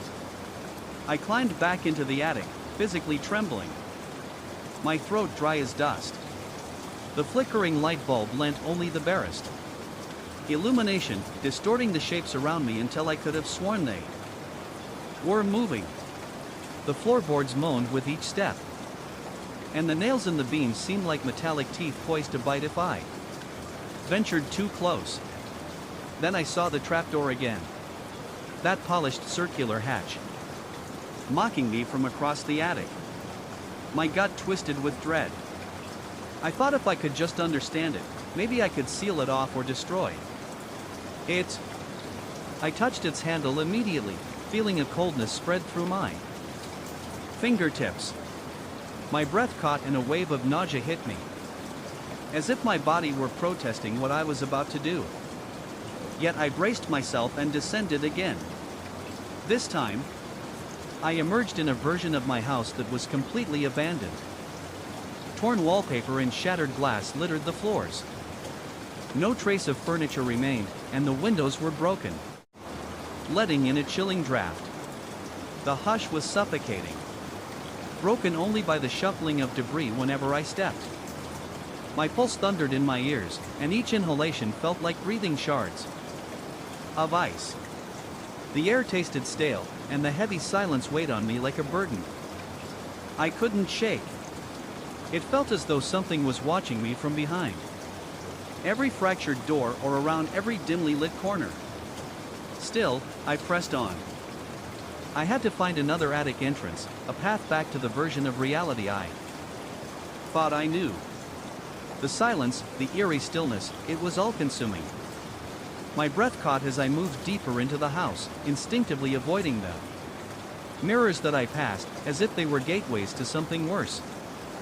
Then I caught a glimpse of a figure in the reflection of a broken mirror, leaning against the wall. It wore my face, but the eyes were hollow, as if their light had been extinguished.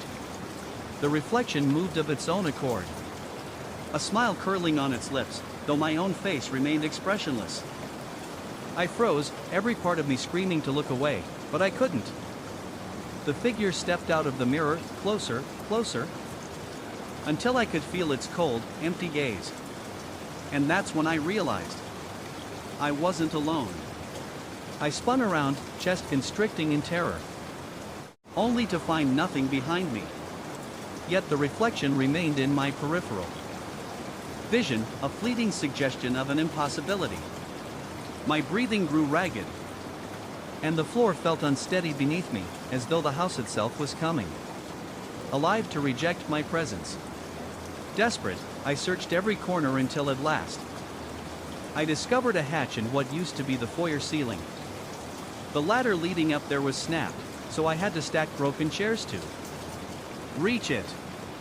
My hands trembled as I gripped the edges, and I nearly slipped twice. Each time, adrenaline surged through me, my body shaking uncontrollably with a frenzied scramble. I pulled myself through the narrow opening. The attic was dark, colder than ice, and silent. The suffocating sensation only intensified, as if some invisible force was pressing against my chest. I inched forward in the gloom, heart hammering. Then, an identical trapdoor materialized in the far corner. I nearly tripped over my own feet in haste. I lunged for it, praying that it led back to my original house. The moment I opened it, I felt a rush of musty air followed by the familiar flicker of a single weak bulb. Relief nearly sent me collapsing onto the attic floor of what I desperately hoped was my real home. Once I descended the ladder into my hallway, I noticed more changes. The sofa was now a different shade, and a large painting I'd never seen before hung over the fireplace. My entire body was shaking, a cold sweat matting my hair against my scalp. My lungs felt like they were trying to drag in more oxygen than they could hold. But at least this place seemed inhabited, with the electricity working and no broken windows in sight. I tried to rationalize that maybe this was close enough. Perhaps I'd be safe here. But dread gnawed at the back of my mind, telling me that with each visit to the attic, I moved further away from whatever reality I started in. I became a recluse. The phone rang occasionally. Numbers I didn't recognize. Sometimes I'd pick up hearing voices that spoke my name in confused tones, asking why I hadn't shown up to prior engagements. Other times, I would just stand there, the receiver trembling in my hand, too petrified to speak. I rarely went outside, and when I did, I noticed subtle differences in the world around me. Street names spelled differently, neighbors who seemed to know me too well, or not at all. My reflection in windows and mirrors appeared strained, as though something behind my eyes had changed. Each time my heart galloped in my chest, my breathing fractured like shards of glass in my throat. At night, I heard faint scraping sounds in the attic. It kept me on edge, stomach clenched in perpetual dread. The illusions, or realities, had started to bleed into my dreams. I dreamt of that polished trapdoor beckoning me. In those dreams, I'd see numerous versions of myself wandering halls of identical houses, our eyes never quite meeting. I'd wake soaked in sweat, nails digging into my palms, certain that if I went back into that attic, I might never find my original home again. Eventually, the day came when I realized I couldn't live like that any longer. My heart was in a constant state of panic. My nerves felt raw, and every sound made me jump.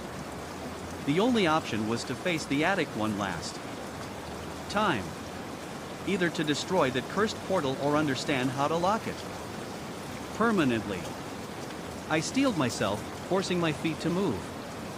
Despite the cold sweat coating my forehead, my pulse roared in my ears as I climbed the rickety ladder once more, stepping into that stale, claustrophobic space. This time, the attic seemed unusually still, as if holding its breath in anticipation. That flickering light bulb was gone, leaving me with only a flashlight I'd brought. The beam quivered as I swept it across the dusty rafters, every shadow appearing to slither out of range. My mouth went dry as I spotted the trapdoor, gleaming, taunting me. Sweat trickled down the back of my neck, and my heart pounded so forcefully that my limbs felt weak. I forced myself to cross the attic, each board creaking under my weight, my breathing ragged and shallow. I was certain something was watching me, but I couldn't see it. Only sense an uneasy presence shifting in the darkness. The house seemed alive with its own dark intentions. The air heavier with every step I took. Each creak of the floorboards felt like an alarm going off in the stillness, echoing in the thick silence. I knew I had to reach the trapdoor, but the thought of what might await on the other side made my stomach lurch. I reached for the handle, feeling the cold metal bite into my fingers. As I twisted it, I could hear a faint whisper in the air, too soft to catch, but unmistakable. A voice, low and insistent. And then the trapdoor creaked open. And the world shifted once more. When I placed my hand on the trapdoor handle, a wave of dizziness rolled through me. My legs nearly gave out. But I clung to a beam until the nausea subsided. I told myself I had to do this. No more running. No more hiding in half-real living rooms. Fighting the urge to recoil, I opened the hatch and braced myself for whatever lay beyond. I was greeted by a swirling darkness, as though I were peering into a void. I held my breath, uncertain if I'd made a mistake. Then, a faint light flickered, revealing an endless corridor lined with portraits. My face in each frame. Some looked older or younger, some smiling, some scowling. A cold dread slithered down my spine. My hands shook, and my vision blurred momentarily as I tried to focus. The corridor seemed to draw me in, step by tentative step. My heart slammed against my ribcage so hard I thought it would burst. It felt as though I were walking into my own mind, or 1,000 different versions of it. As I made my way down that surreal hallway, I recognized pieces of furniture from other realities I'd visited. A battered ottoman, a vase I had once glimpsed in a different living room. The walls seemed to pulse with a life of their own, almost breathing in tandem with my panicked breaths. My flashlight dimmed, its battery failing at the worst moment. Each time it flickered, the corridor changed length, making me disoriented and nauseous. My skin prickled, and I had to fight the urge to turn and run. I realized that might not help. There was no guarantee I could even find the trapdoor again. I pressed forward until I reached a threshold, a doorway with a thick swirling darkness that reminded me of ink. A subtle hum filled the air, vibrating in my chest and teeth. My palms were clammy, and goosebumps erupted along my arms. With a deep, shaky breath, I stepped through, bracing for the worst. Instead, I found myself back in an attic that looked normal. No swirling shadows, no flickering corridor. Only dust motes floating in the beam of my faltering flashlight. My heart hammered painfully, expecting something terrifying to leap out. But nothing did. The hush was absolute. I pulled down the ladder and descended into a hallway that, at a glance, seemed exactly like the one I remembered from the very beginning. The scuffed flooring, the peeling wallpaper, the brass light fixture. My living room was arranged as I'd originally placed it, with my old couch and the faded rug. Even my fridge was back to its usual spot in the kitchen. I took a moment to test the light switches, open cabinets, glance at photos on the wall, pictures of me alone or with friends I actually recognized. My chest felt tight with hope, but also with an apprehension that any second, something might shift again. A wave of exhaustion washed over me. My legs trembled and my breath wavered between relief and panic. Had I finally returned, or was this yet another dimension with differences I hadn't noticed yet? The tension in my body felt coiled and ready to snap. My eyesight seemed to blur at the edges. I went to a mirror, half dreading what I might see. My reflection stared back, matching my every exhausted move, eyes bloodshot, but undeniably my own. That was weeks ago.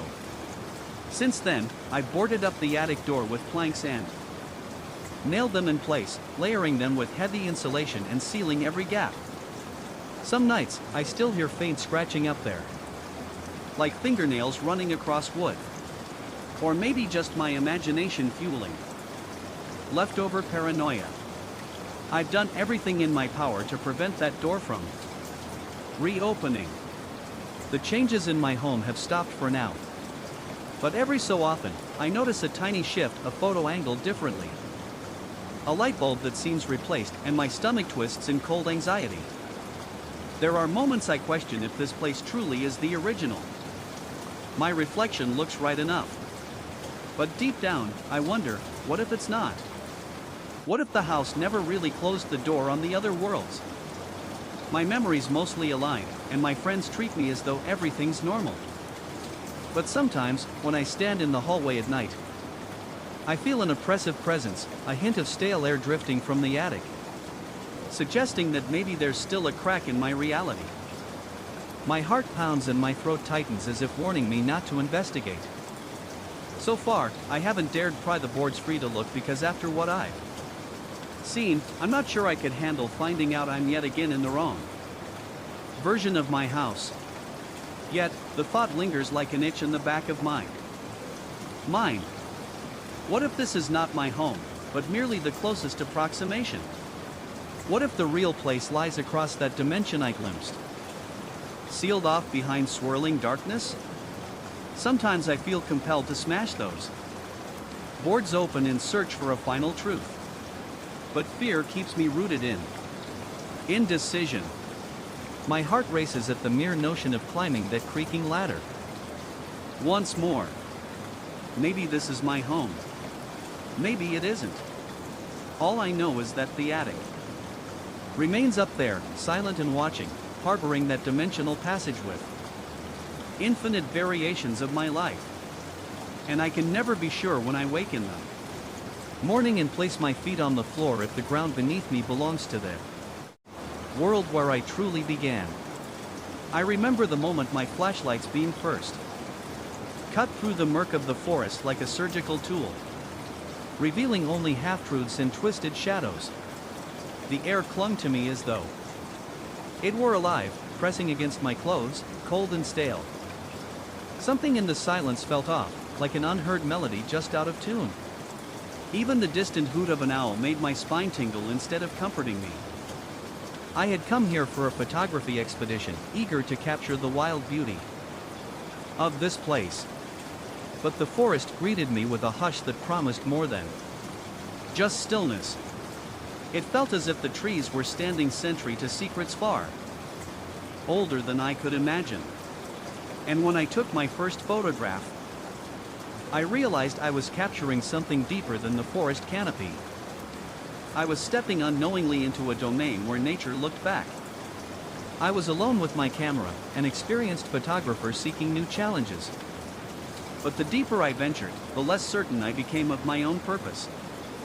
My heart jolted at the crunch of leaves underfoot, every tiny sound magnified by the suffocating hush.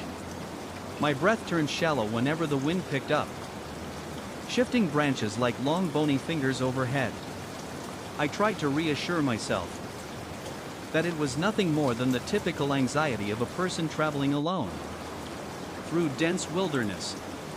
But a prickling sensation along my forearms told me I was under observation, or worse, under judgment. That night, I made my first camp near a small clearing. The ground was soft with decaying pine needles, and the air smelled of sap and damp earth. I tried to settle my gear, the repeated click and snap of buckles and straps echoing out of place. An uneasy tension settled in my stomach. My pulse accelerated at the slightest noise, and my mind latched onto fleeting shapes that turned out to be mere illusions. Yet, even illusions carried a weight that refused to disperse. I recall waking in the middle of the night. The darkness was so complete I nearly forgot I had eyes. My heart hammered against my ribs, and sweat slicked my temples despite the cold. Silence reigned. No wind, no insects, nothing. It was as though the entire forest held its breath. I blinked in confusion, feeling as though a presence watched me from the edge of my campsite. Something primal within me screamed that I was not alone. I fumbled for my flashlight, but it slipped from my sweaty grip, bouncing on the ground with a dull thud. By the time I retrieved it and shone it around, nothing was there. Only the constant press of silent trees and a swirl of fog that licked the earth like a slow wavering tongue. The next morning, I ventured deeper, determined not to let fear dictate my exploration. But the forest seemed to shift around me, as though it were alive, pulling me in different directions. Each step seemed heavier, and the further I went, the harder it became to shake the feeling of eyes upon me. The trees grew closer together, their twisted branches reaching down like claws. Suddenly, I felt something cold on the back of my neck, a hand brushing against me. I spun around, but there was nothing. The wind whispered a sound just beyond hearing, and the world seemed to distort, warping at the edges. I could feel the forest closing in around me, suffocating, alive with things unseen. And I realized that the forest wasn't just a place. It was a trap. A domain where the boundary between worlds was thin. And there were things here that no one should ever see. I trudged through thick undergrowth, each step accompanied by the steady crunch of debris beneath my boots. The longer I hiked, the more I noticed patches of vegetation bending in odd ways. Moss and vines seemed to stretch across paths, as though intentionally hindering my progress. My throat felt perpetually dry, the air thick with an oppressive weight. I tried to rationalize it. This forest was just unfamiliar. I was just overthinking. But rationality frayed at the edges when I found massive footprints, larger than any bear tracks I had ever seen. The prints were fresh, the damp soil still springy at the edges. My heart pounded, and a stinging sensation pricked behind my eyes, the onset of panic I desperately tried to suppress. I assured myself that wild animals were part of nature. As long as I maintained distance and respect, I would be safe. Still, my hands shook when I tried to photograph the tracks. My breath rasped in my throat, and I realized I'd been holding it in short, shallow bursts. The sensation of being watched closely, intently, gnawed at my insides. No matter how many times I convinced myself of my safety, a creeping dread coiled tighter in my stomach. Later that evening, as the sun slid behind twisted boughs, I saw it, large and imposing. A bear stood on the crest of a low slope, about 20 feet away. Its fur was dark, its posture unnaturally still. My blood seemed to freeze in my veins. I wanted to run, but every muscle in my body tensed to the point of paralysis. I locked eyes with the beast. In that moment, I felt a presence in my mind, not a sound, but a sensation, a pressure. My breathing turned shallow, my lips trembling. I perceived a voice, or rather a thought, communicating that I had wandered into a sacred place. My heart thundered, a mix of awe and terror.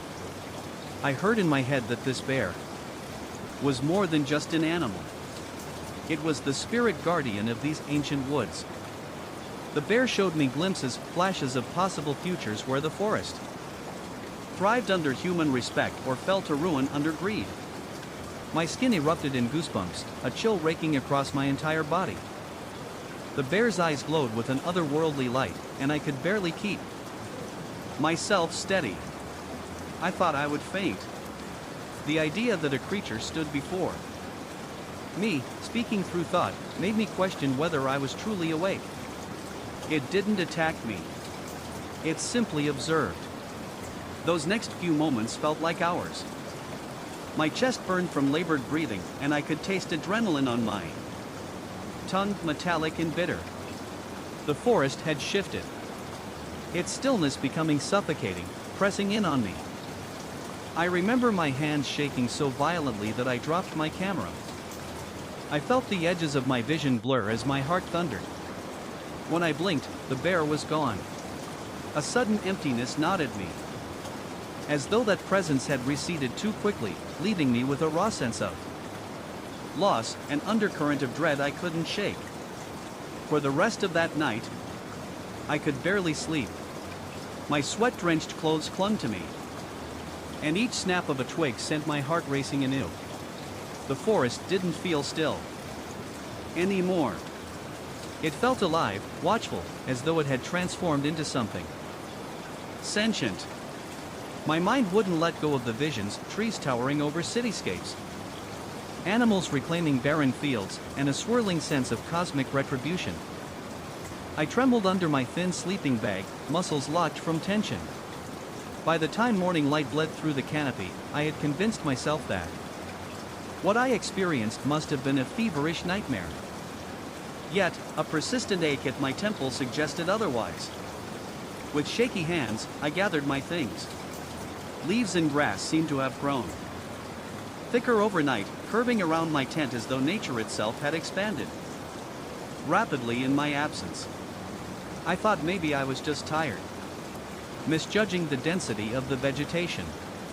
But as I bent down to roll up my sleeping bag, I noticed green tendrils crawling along my fingertips. The realization struck me like a punch in the gut the plants were reacting to my touch, growing at an accelerated pace right before my eyes. They were alive, aware of me. The forest was no longer just a place I had wandered into. It had become a living thing, breathing, pulsing with an ancient force. And I realized I was no longer a mere observer. I had stepped into something far older than myself. Something that had been waiting for me all along. The rocky walls loomed on, and my breath caught in my throat as I jerked my hands away. I couldn't believe what was happening when I tentatively touched a small cluster of ferns near the base of a tree. They stretched higher, their leaves unfolding in seconds, as though sped up by a time-lapse. A jolt of fear shot through my spine. Was this part of the curse or gift the spirit bear had given me? As the day progressed, the unsettling phenomena continued. Small animals emerged from the undergrowth, limping or wounded. Squirrels with matted fur approached me. Trembling foxes with cuts on their sides crept closer. My instinct told me to flee, but something in me responded to their silent pleas. I extended my hand without truly understanding why. A warmth pulsed from the center of my chest down my arm. And as I touched their injuries, I felt their muscles tense, then relax. Their wounds knitted themselves together in seconds. My heartbeat thundered in my ears and cold sweat pulled at my temples. What sort of influence had I been granted? I decided I needed to leave the forest to escape whatever I had become. But the labyrinth of trees and undergrowth conspired to keep me in. My GPS malfunctioned, the screen glitching with static lines. The compass dial spun erratically, pointing in multiple directions at once. My water supply ran low, and each step felt heavier than the last. The forest air seemed to pulse with an almost sentient awareness. I began to suspect that my presence was no longer that of a mere explorer. I was part of something bigger, a vessel carrying a dangerous and miraculous power. Whether it was a blessing or a curse, I felt unworthy and terrified. In the afternoons, the sky would darken prematurely, the sun swallowed by looming clouds. The wind picked up with gusts that sounded like distant wails. My anxiety intensified. Occasionally, I sensed the bear's presence, though it remained unseen. A rustle in the leaves, a low vibration coursing through the ground. These were signs that it was near, and each time my arms would break into goosebumps, and a cold wave of dread would wash over my body. My throat dried up, making it difficult to swallow. I could almost hear the creature's thoughts, reminding me of the visions it had shown, urging me to act responsibly with this new power. But the words, if they could be called words, were cloaked in warning. It was as if the guardian expected me to fulfill a duty I never agreed to. I grew more paranoid with each passing hour. Every rustling bush, every cracked twig made my heart lurch. My skin tingled with the sensation of being watched. I found myself spinning around in circles, shining my flashlight at nothing. The sweat on my palms made me drop my map. Repeatedly, my fingers trembling uncontrollably. My breathing grew ragged, and the forest floor seemed to undulate beneath my feet as though the earth itself was shifting to trip me up. Time lost meaning in that oppressive gloom. Days and nights blurred together in an endless cycle of anxiety. I started to hallucinate silhouettes at the corner of my eye. Tall shadows that disappeared when I turned to face them. Strange shapes scuttling just beyond the reach of my flashlight beam. My heart never stopped its frantic pounding. My gut was in a constant state of churn. I questioned my own sanity. Maybe the telepathic bear, the accelerated growth, the healing power. Maybe it was all a delusion, triggered by isolation. Yet, the evidence of my strange abilities persisted. I couldn't deny what was happening in front of me. Every time I touched a sapling, it stretched and sprouted new branches. The wounded fauna approached, with trust, leaving healthy and whole. And with each new act of unintentional healing, I felt a deeper bond to this place.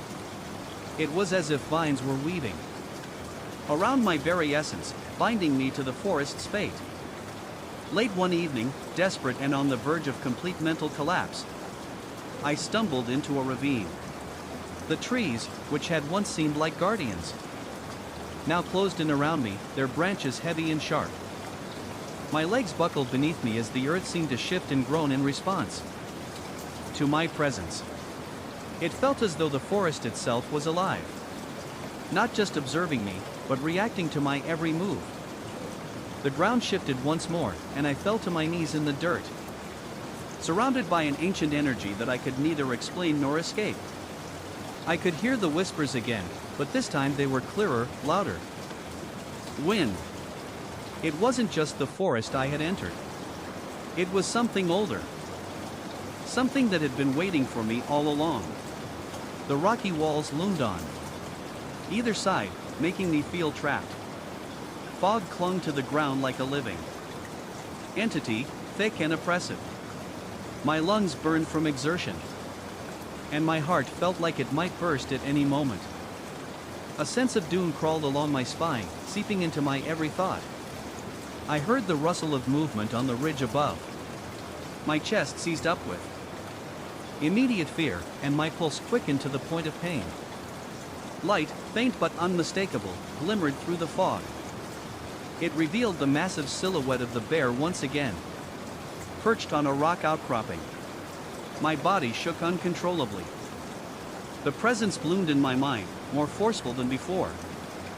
It conveyed, in a rush of images, that I stood at the threshold of choice. I felt its message. Continue deeper into the labyrinth and assume the role of caretaker, or return to human civilization with the knowledge that nothing would ever be the same. My entire frame trembled as I weighed the impossible decision. I sensed the forest pressing in on all sides, a living witness to my every heartbeat. Sweat dripped down my forehead, stinging my eyes. My lips quivered, and I felt my stomach knot with an urgent desire to escape. Yet something compelled me to approach the massive shape. Each step echoed in the narrow ravine, my breath coming in ragged bursts. The world teetered between suffocating darkness and the faint luminescence of the bear's presence. My mind filled with contradictory impulses. Fear, fascination, revulsion, reverence. Then, without warning, the bear vanished, leaving only a faint impression of its outline in the fog. The air felt thinner, as though a huge weight had been lifted. But the memory of its presence remained, seared into my consciousness. My stomach churned and my thoughts reeled as I tried to process what had happened. In that final moment, the bear's voice, or thought, had insisted I remember the possibilities it had shown me. It wanted me to carry that burden, to decide what would become of these woods. I sank to my knees in the damp soil, gasping for air that refused to fully fill my lungs. After regaining some composure, I clutched at the rock wall and climbed out of the ravine. My limbs felt like lead, and every muscle in my body tensed, preparing for a threat I couldn't define. Guided by a fleeting hope that I might find the edge of this haunted sanctuary. Hour after grueling hour, I navigated tangled thickets and overgrown trails. My heart thumped with the fear that the forest might never release me. But eventually, the trees thinned. Weak sunlight filtered through a break in the canopy. My legs quivered when I stumbled onto a dirt road. The first sign of humanity I had seen in days. Relief and dread battled inside me. The realization slammed into my chest that although I had escaped the suffocating clutches of the forest, I carried something of it with me now. My clothes were torn and covered in moss, my skin etched with tiny scratches. And a disturbing sense of empowerment lingered in my veins. When I finally reached a small outpost, I noticed that wildflowers sprang up where I placed my hands on the ground. The images of that towering bear, the telepathic warnings, and the future visions refused to leave my mind. Even when surrounded by the relative normalcy of people, my heart still raced as if anticipating something ominous. In the coming weeks, animals with injuries somehow found their way to me. No matter where I went, my fingertips still carried that strange heat, compelling me to heal. And every night, I drifted into uneasy sleep, haunted by the forest's silent vow. I am forever changed. My nightmares are laced with the guardian's unblinking stare, with vines tangling around my wrists, pulling me back into the humid darkness. I feel the earth's pulse beneath my feet, a burden and a gift that will never leave me. And always, just beyond the edge of my consciousness, I sense that old spirit's presence. Perhaps the forest chose me. Or maybe it doomed me. Either way, I can't escape the hum of hidden magic coursing through my blood. That suffocating hush has followed me into my everyday life. I can't ignore it. Every corner I turn, I feel the weight of it, pressing against me, guiding me toward some future yet unknown. I cannot deny it any longer. I am part of the forest now. And the forest will never let me go. A persistent, voiceless reminder that I have been bound to something far greater and far more terrifying than I ever wanted to know. I could feel the dread the moment I stepped into the office. That evening, an almost chemical thickness in the air that clung to my skin and made my lungs hesitate. The overhead lights buzzed quietly, casting awkward shadows on the walls, shapes that felt strangely out of place. I couldn't pinpoint exactly why I felt so uneasy, but every instinct told me I should turn around and leave. Instead, I pressed on, drawn by a terrible curiosity that gnawed at the back of my mind. The kind that refuses to let you look away from whatever lurks in the darkness. I'm not sure when the first suspicion crept into my life. Maybe it was the odd symbols that appeared under a specific kind of blue-tinted light. Or perhaps it was the way my business partner's voice dropped into a hushed, almost reverent tone whenever the topic of our company's meteoric rise came up. But it all came crashing down when I discovered the black folder. The folder was tucked away in a locked drawer in my partner's private office. That night, I had stayed late to finalize some budget reports. We were working on a massive expansion that would triple our income within a year, or so we believed. While searching for a specific contract, I stumbled upon that hidden drawer. The lock was flimsy, and curiosity overpowered any sense of decorum. Inside, I found a stack of documents with an unusual watermark, barely visible under normal light. But as I held a phone flashlight against it, I saw twisting lines and symbols that formed something akin to a crest. My stomach churned. I could almost feel those symbols pulsing beneath my fingertips as though the paper itself were alive. 4 days. I tried to tell myself it was nothing, some peculiar custom design. But I kept remembering how our clients sometimes flinched when they glanced at those watermarks. I started paying more attention. Soon, I noticed the contracts had small scribbled footnotes in a language that was neither English nor anything else I recognized.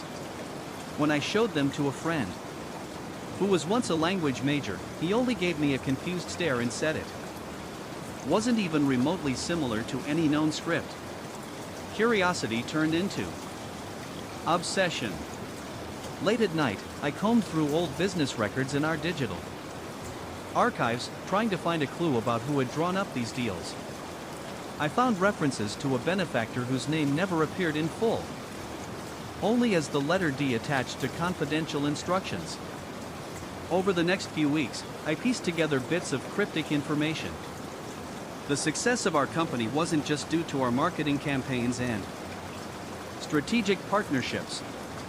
There was something else at work, something older, malevolent, a force that demanded more than just a signature. I confronted my partner indirectly, choosing my words carefully. I hinted that I knew about some strange terms in our contracts. He brushed it off with a nervous chuckle, looking as though he had been caught with something far worse than a simple oversight. I didn't press him that day. However, I later overheard him in a tense phone conversation. His tone suggested the other person on the line held an undeniable power over him. I caught a few phrases, the gist being that there was a due date approaching and there would be consequences for tardiness. My partner sounded terrified, apologetic, and oddly resigned. The first real sign that something was horribly wrong came during a photo shoot for a new marketing campaign. One of our photographers showed me a series of images he had snapped in the boardroom. At first glance, everything looked normal. Just me and my partner in our suits, forced smiles. But behind us, in the reflection of the glass wall, there were dark silhouettes. Not silhouettes of people standing behind us. These shapes were elongated, twisted, and they lacked any semblance of a human outline. I stared at the photos, my skin prickling with a chill that had nothing to do with the temperature of the room.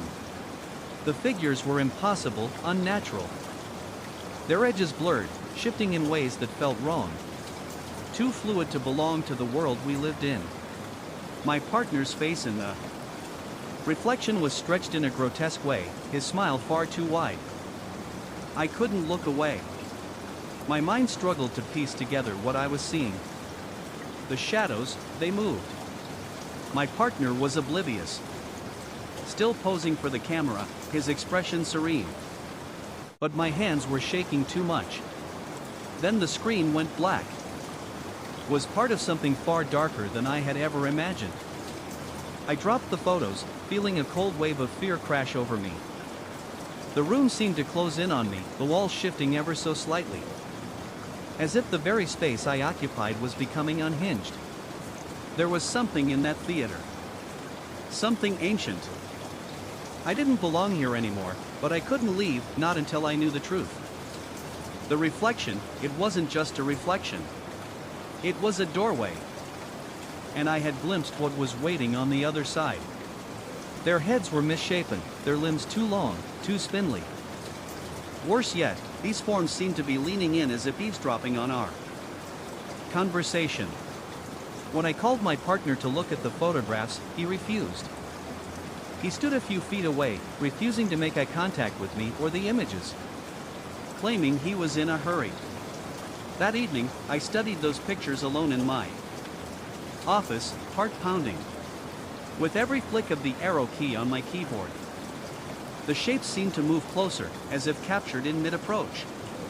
I thought I was losing my mind. But no matter how many times I blinked, the shapes were still there. I had the strangest feeling they were watching me, even through the photograph.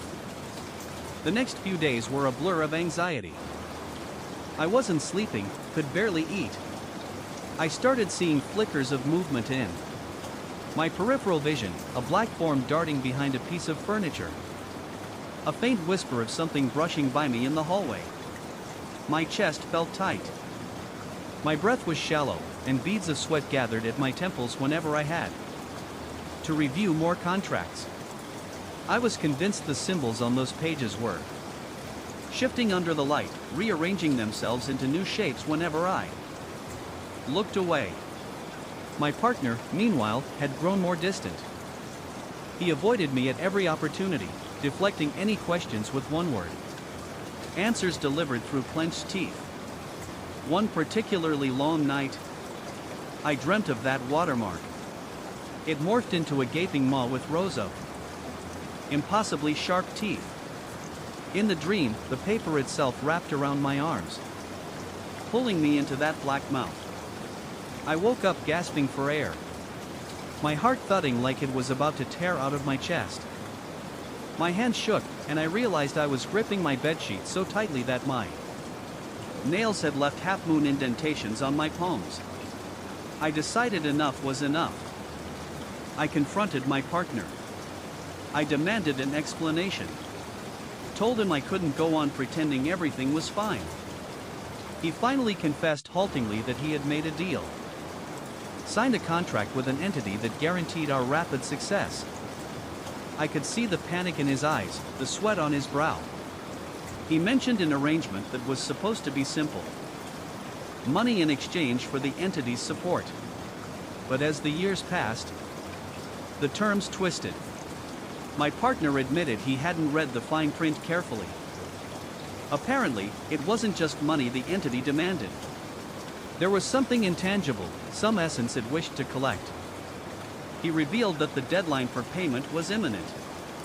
The shadows we saw, the symbols, even the ominous presence in the photographs, were all signs that the entity was growing impatient.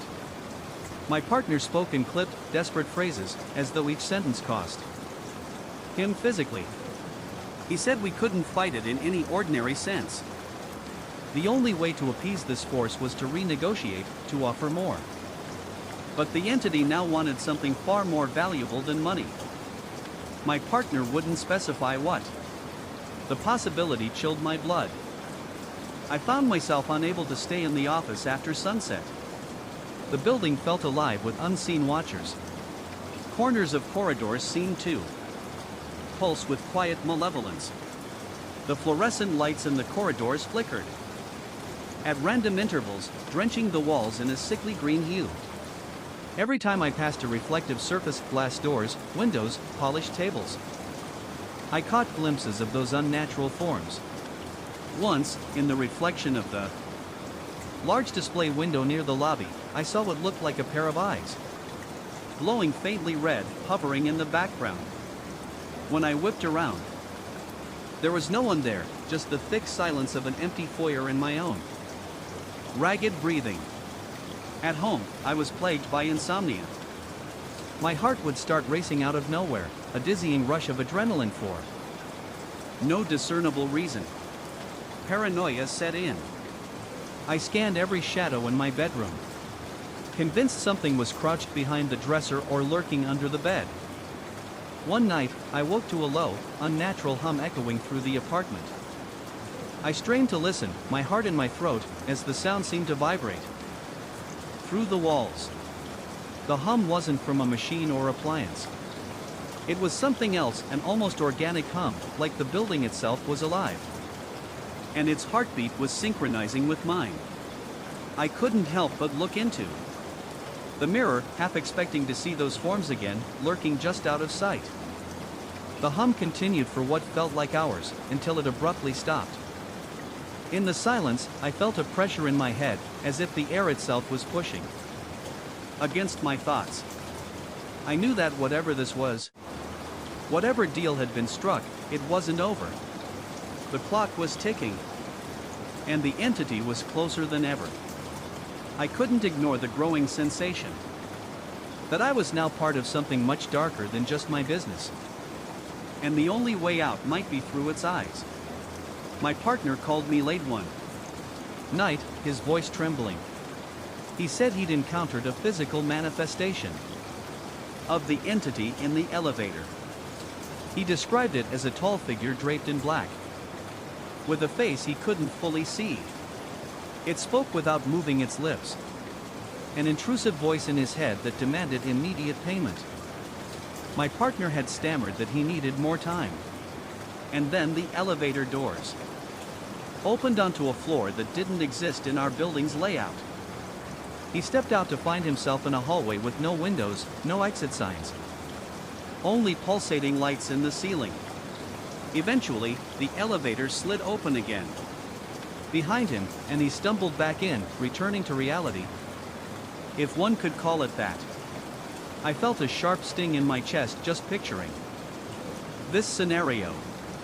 My breathing went shallow, and my limbs felt cold. I realized there was no simple way out. We were in too deep. The next day, I met with my partner in the boardroom in broad daylight. I refused to go at night. My partner explained that the entity had given him a final deadline, midnight, 3 days away. If we failed to provide the additional payment, the cost would be unimaginable. The walls of the boardroom suddenly seemed too close, the air too thin. I could smell the stale coffee in the corner, the bitterness clashing with my mounting sense of dread. He told me he had a plan, a last-ditch effort to negotiate with the entity. He had discovered an obscure ritual that might grant us an audience under controlled terms. I thought he was losing his mind. But then again, so was I. The incessant shadows, the monstrous silhouettes, the sense of being watched by something well beyond human comprehension. They were all too real. Night fell far too quickly on the day of the ritual. My partner and I stayed in the office, waiting for the stroke of midnight. The fluorescent lamps above us buzzed like angry insects, casting our jittery shadows on the floor. I couldn't stop wiping the sweat off my brow, my throat so dry it felt like sandpaper. Finally, we turned off all the lights, leaving only a single table lamp draped with a red-tinted cloth to create a dim glow. My partner began reciting words that made my skin crawl. Words that sounded wrong in my ears, as if no human mouth should ever produce them. The temperature in the room plummeted. I could see my breath forming clouds in the darkness. I forced my eyes to the corner of the boardroom where the shadows congealed into a form. A slender, towering silhouette with joint angles that seemed broken, twisted. I couldn't see a face, only a blackness that seemed to devour the light. My partner's voice faltered, and he let out a choked gasp. I didn't dare move. My teeth were practically chattering from both cold and terror. I heard a voice in my head. Cold, commanding, ancient. It stated that the payment due was no longer monetary. That something much more precious was required. My heart thundered against my rib cage, and my entire body quaked as if some terrible force was passing through me. I could sense the entity's impatience, a primal hunger radiating from it. My partner stammered an offer. He tried to bargain to buy more time. The presence seemed to laugh silently, an eerie vibration that made every hair on my body stand on end. My vision blurred, and for a moment, I thought I would lose consciousness. Then a wave of dread crashed over me as the entity's attention shifted to me. I tasted bile rising in my throat. I wanted to run, but I couldn't. My legs felt nailed to the floor. The entity demanded something deeper than wealth or property. Something intangible that struck at the core of who we were. For a fleeting moment, I saw a swirl of images in my mind's eye.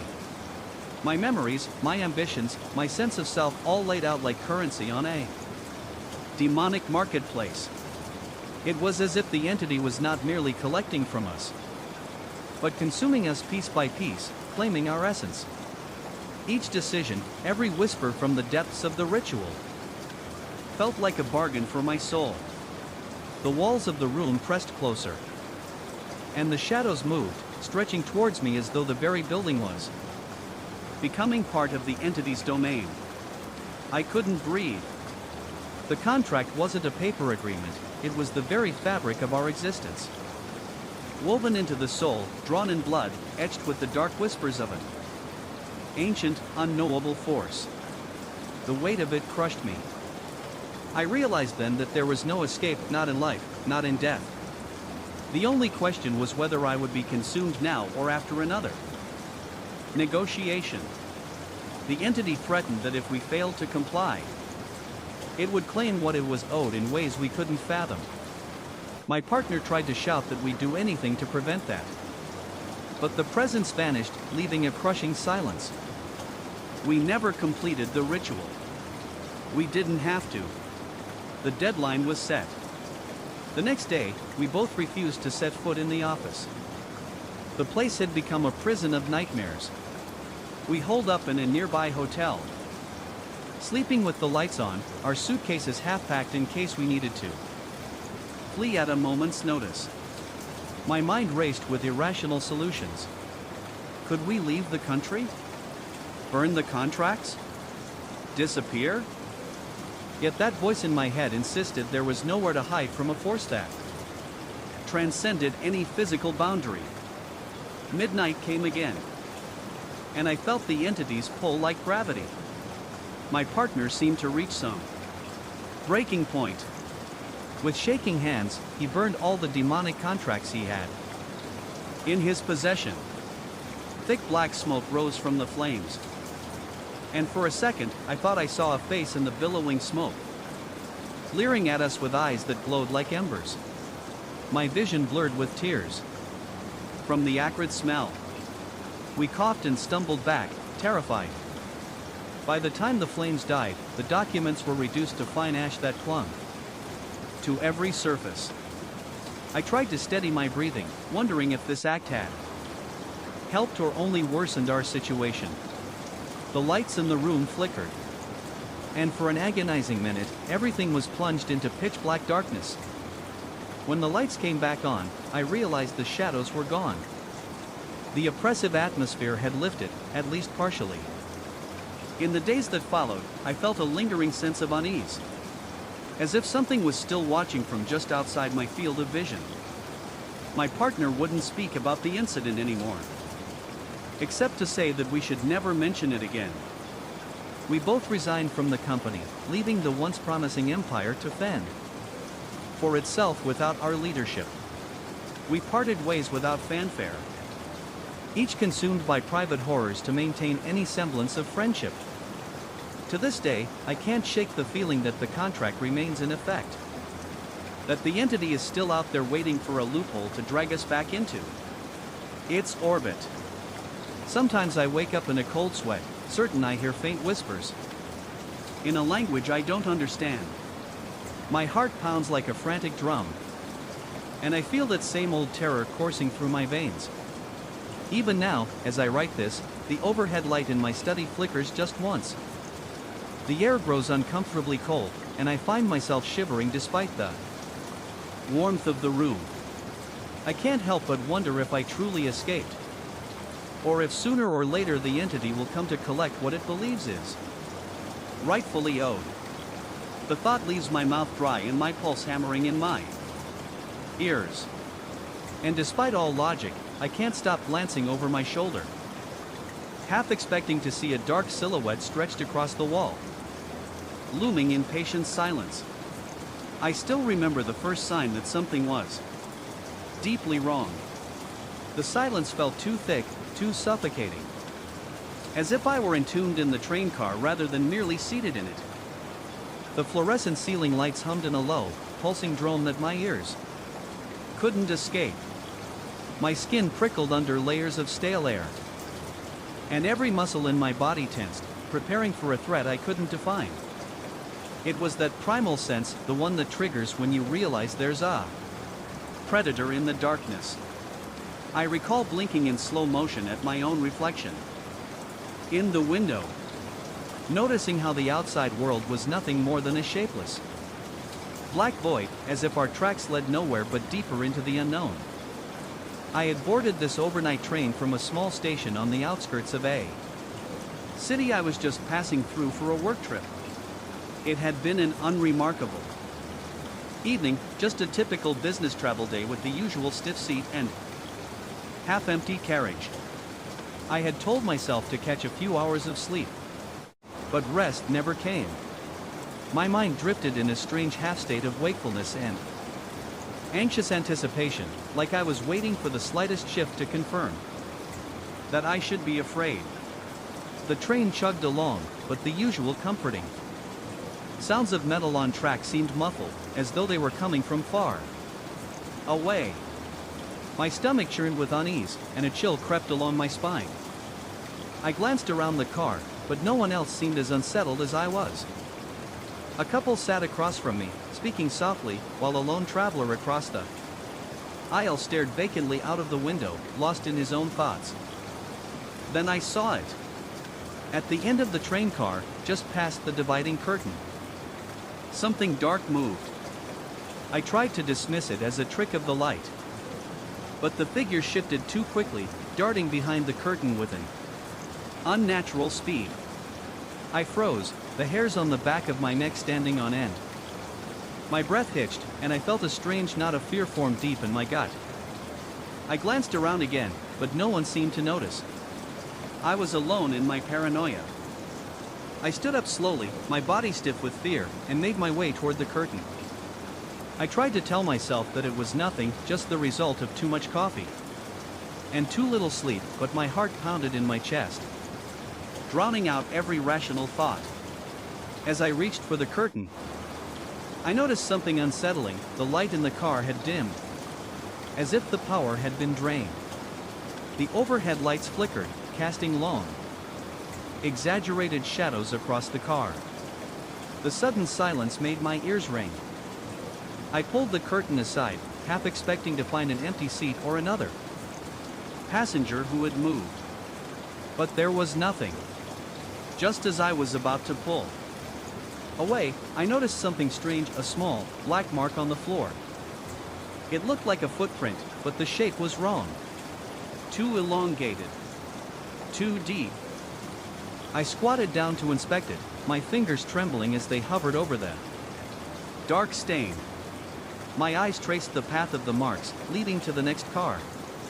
Without thinking, I stepped forward. The train was still moving, but everything felt wrong, distorted. I tried to steady my breath, but I could taste the panic creeping up my throat. I walked to the door between the cars and pulled the handle. It creaked, but it wouldn't open. The feeling of being watched overwhelmed me. Something was behind me. Something I couldn't see, but I could feel it closing in. I slammed my palm against the door, heart racing. The sound of footsteps behind me quickened, and just as I turned to face whatever was following, I saw nothing but darkness. Then, without warning, the lights went out. Completely. A suffocating silence enveloped the train car. I was alone with whatever was in the dark. I heard the gentle rattle of the wheels on the tracks, the squeaking of the overhead luggage racks, and the muffled coughs of the few other travelers who were still awake. At some point, I felt the train slow down. My immediate thought was that it was too soon to arrive anywhere. The lights flickered once, then steadied. My stomach did a little flip as the train lurched to a stop. Curiosity won over fatigue, so I stood and peered out the window. The station platform was dimly lit by erratic bulbs that buzzed in and out of brightness, casting sickly yellow patterns on the ground. The sign that hung overhead was impossible to read. The letters looked smeared or twisted, as though the paint had melted in the sun. Even from inside the carriage, the air felt colder, and the smell that drifted in was pungent, like stagnant water mixed with ash. My pulse quickened. I took out my phone to check my map app, but there was no recorded station in this area. The train had apparently pulled into a place that, according to every piece of technology one owned, simply did not exist. A chill snaked its way up my spine. I found myself swallowing hard, an inexplicable dryness invading my mouth. I told myself the network coverage might just be spotty, or that the station could be brand new and not yet updated on the maps. Deep down, though, an unmistakable fear sank its teeth into my thoughts. I noticed other passengers around me growing alert, too. But few seemed eager to step onto the platform. Through the windows, I watched as figures began to board. They moved in stiff, synchronized motions, and their faces were cast in half shadow. Their skin seemed pale.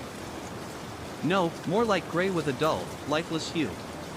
They glided past me, taking seats in various corners of the carriage. My heart was hammering in my chest by then, and I could feel a thread of cold sweat trickling down the back of my neck. I tried to assure myself it was just the eerie lighting, or my own imagination playing tricks. Still, the way those new passengers settled into their seats with vacant stares and unnerving stillness made every hair on my arm stand on end. When the train started moving again, the usual rocking felt oddly different.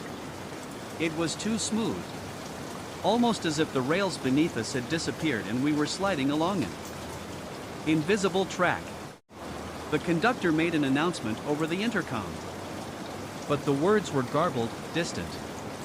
I thought I heard mention of a schedule, adjustment and unexpected stops, but the static swallowed the rest. The conductor's voice was calm, almost cheerful, but in a hollow way that turned my veins to ice. Looking out the window, I expected to see the countryside, or at least the faint glow of a distant town. Instead, the landscape appeared as shifting silhouettes, a patchwork of shapes that defied logic. Sometimes I thought I saw enormous, leafless trees bending impossibly toward the train. Other times I glimpsed glimpses of weirdly angled rock formations looming against a horizon lit by a pulsing sky. It didn't look like night, day, or any recognizable transition between the two. It was as if we were passing through a world that existed outside normal rules.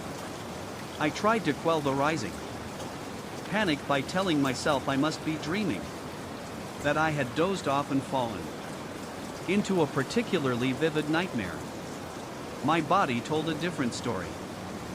My heart pounded so intensely it felt like my rib cage might crack, and a sheen of cold sweat clung to my forehead. My breath grew shallow as though the air itself had thickened. Somewhere ahead, I saw the conductor emerging from a doorway. He passed by the newly boarded passengers first, speaking to them in hushed, clipped tones I couldn't fully decipher. Then he approached me, his expression unnervingly blank. He wore the standard uniform, but it was slightly discolored. The jacket faded to a greenish gray, as though it had once been navy but had drained of color over time. "Everything all right, sir?" His voice was soft, yet it sent a chill straight through me. I didn't respond right away. My mind was still spinning, struggling to make sense of the surreal atmosphere. He leaned in closer, almost as though he knew what I was thinking. "You're not the only one who remembers. The others are waiting. The others won't say it, but they can feel it too." I could barely breathe as the words sunk in, the strange weight of the train pressing down on me. I tried to ask him what he meant, but before I could get the words out, he was gone, as if he had never been there, blending into the shadows of the train like one of the passengers. I looked around in panic, but the train car seemed unchanged. The passengers sat still, not moving, not even acknowledging my frantic gaze. And outside the window, nothing had changed. The same unchanging, distorted landscape stretched endlessly in every direction. My thoughts raced. Was I trapped in a never-ending cycle? Was there even a way out? The train began to slow again, But this time, the stop didn't feel like any of the others. It was as if we were slowing into an abyss. And as the train came to a halt, the door slid open to reveal complete darkness. Outside, no platform, no station, nothing at all. Only the faint, flickering glow of the train's lights casting long, stretching shadows on the ground. I stepped off the train, my legs trembling beneath me. But I couldn't escape. The ground was unnaturally soft, as though it weren't solid at all. I looked around, my senses assaulted by the stench of decay and the oppressive silence that seemed to stretch on forever. There was no sign of the conductor. No sign of life. Only the overwhelming feeling that I wasn't alone. And just as quickly as the train had stopped, the doors slammed shut behind me, trapping me in that silent, shadow-filled world. He addressed me in a low voice, suggesting, though not outright stating, that we would be making a sequence of unscheduled stops and that I should remain in my seat. When I asked him if everything was all right, he responded with an odd half smile. It wasn't comforting. It was more like a reflex. His eyes, however, told me everything was far from normal. He seemed amused by my question, as though my fear was inconsequential. Or worse yet, expected. I pressed for more information. But he just shook his head and repeated that we were continuing with our journey. A sense of dread swelled in my chest. I couldn't force the words out of my dry throat to question him further, so I nodded mutely and let him move on. Over the next hour, or what I assumed was an hour. Since time began to feel malleable, I watched the train screech to a halt at station after station. Each stop had its own twisted architecture. One was shadowed by towering angular structures that resembled rows of broken teeth. Another glowed with a sickly violet light, its platform strewn with an oily substance that reflected swirling colors as though it was alive. At each station, more passengers with that same lifeless gaze climbed aboard, wordlessly taking seats without so much as blinking in my direction. I began to notice that some of the original passengers from earlier in the night no longer seemed present. When I toured the aisles with my eyes, I could not see certain individuals I had clearly observed before. There was no sign of them. I recalled a man with a heavy winter coat, a woman with a floral scarf. They were just gone. My pulse hammered at my temples, and I swallowed hard, a trickle of perspiration sliding down my temple. My breath caught in my throat, the air around me thickening. With trembling fingers, knuckles turning white. In desperation, I summoned the courage to speak to a fellow traveler. He was a middle-aged man sitting 2 rows behind me. Someone I had earlier seen reading a paperback novel. I tried to ask if he had noticed the disappearing passengers or if he had an explanation for these impossible stations. He answered me indirectly, his voice shaky. He said he had noticed people vanishing too, and that each time we stopped, he felt something tugging at the back of his mind. A pull toward the platform that he struggled to resist. He muttered more to himself than to me that the train was looking for suitable replacements. His words echoed in my head. Suitable replacements. A hot surge of panic spread through my chest, and my breathing became more ragged. I could hardly keep my thoughts organized. My body felt as if it were betraying me. Every nerve jittered, every muscle twitched, as though I was on the verge of sprinting away from some predator. My vision seemed to tunnel, and for a moment, I was afraid I might pass out. Yet, something kept me alert, a primal survival instinct urging me to stay conscious. Soon, the conductor returned, weaving through the silent, impassive passengers and stopping beside me. He spoke calmly, mentioning that the journey had a unique requirement. The train only ceased its loop when it encountered a traveler who could take on an eternal passage. In other words, this train of the damned needed a fresh soul, willing or unwilling to bear its curse. As he spoke, there was a flicker in his gaze that suggested he'd been through this routine countless times. He seemed to imply that many of the passengers seated around us had once been like me, alert, afraid, desperate for answers. Now they were husks, abiding by some eternal contract. I wanted to protest, to shout that I would never accept such a fate. But my voice came out as a rasp, my mouth too dry to form a proper objection. I saw no pity in the conductor's expression, only inevitability. He left me there, drifting deeper into my seat, heart thudding so violently I could hear the blood rushing in my ears. The next stop was somehow darker than the others. A place veiled in swirling mist that crept through the open doors and licked at our feet. The train's lights flickered madly, painting the new arrivals in strobe-like flashes. Their eyes glowed faintly in the gloom, and I swear their irises were milky white, ringed with a faint luminescence.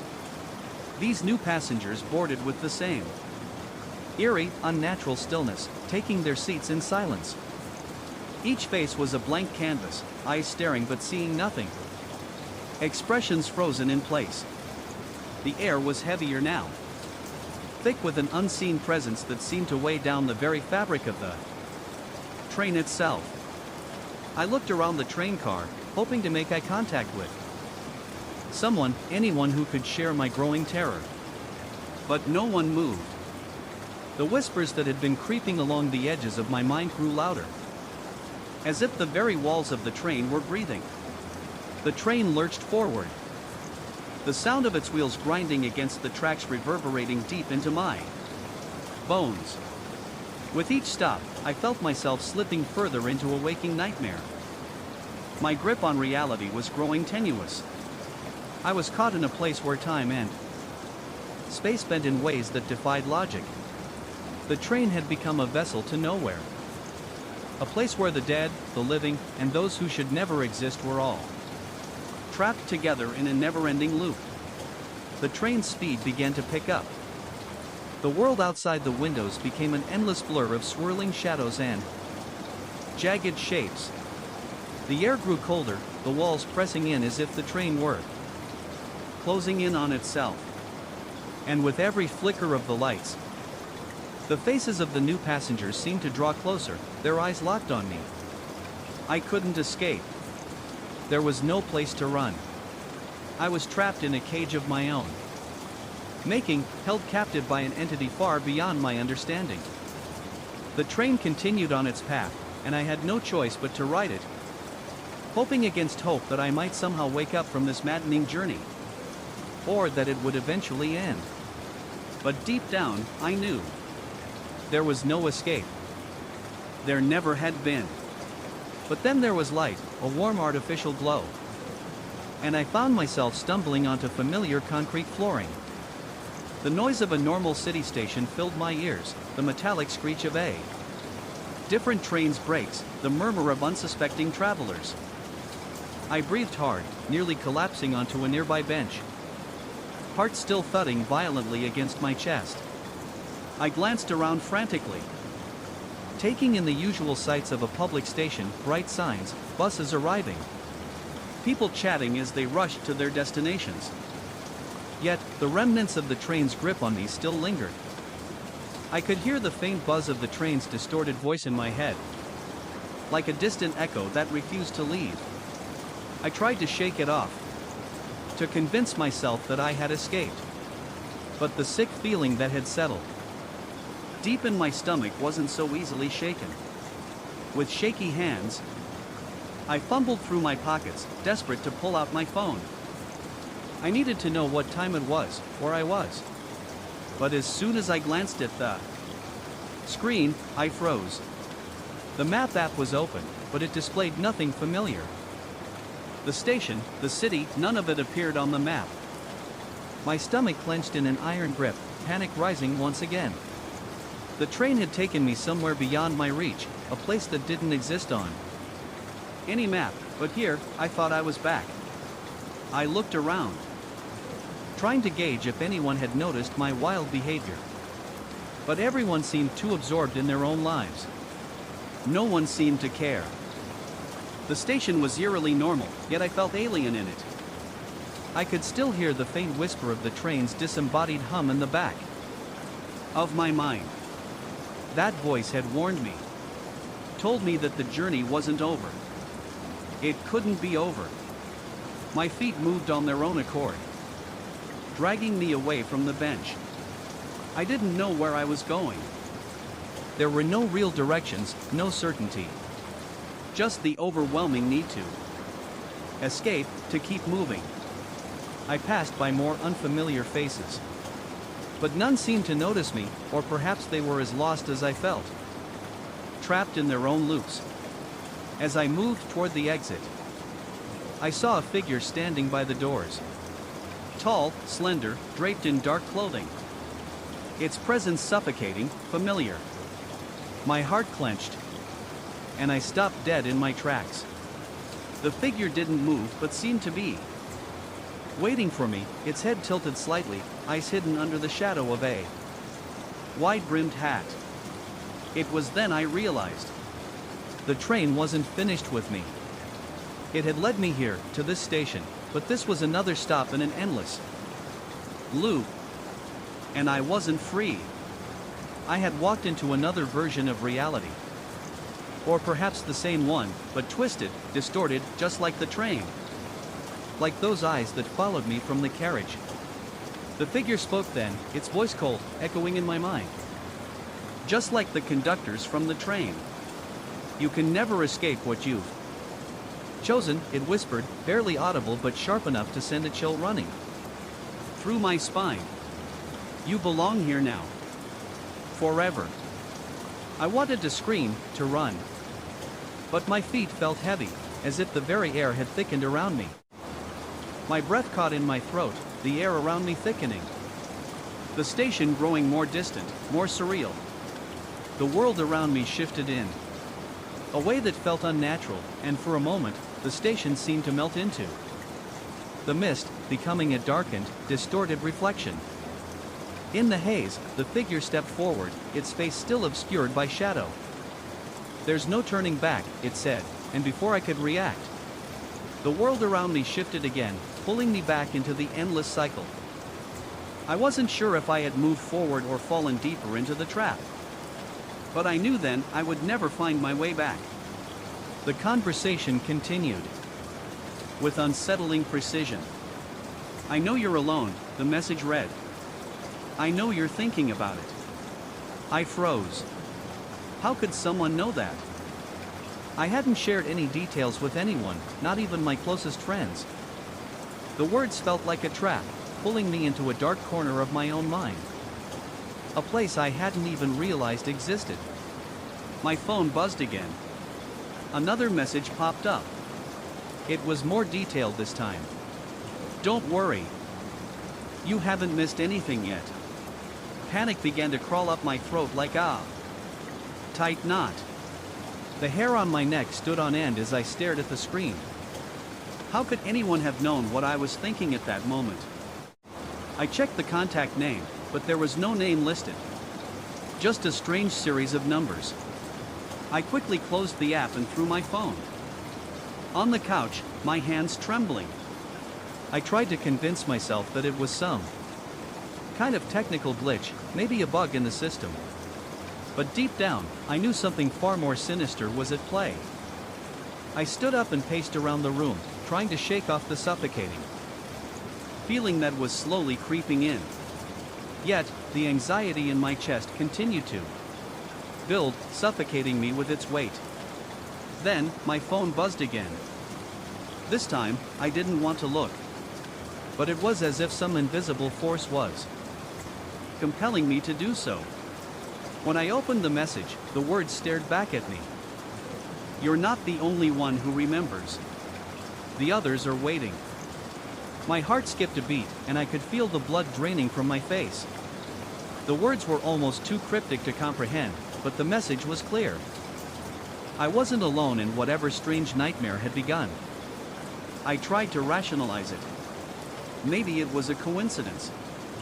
But the fear clawed at my insides, refusing to be ignored. I scanned the room, looking for anything out of place. But everything was as it should be. The apartment felt eerily still. Too quiet for comfort.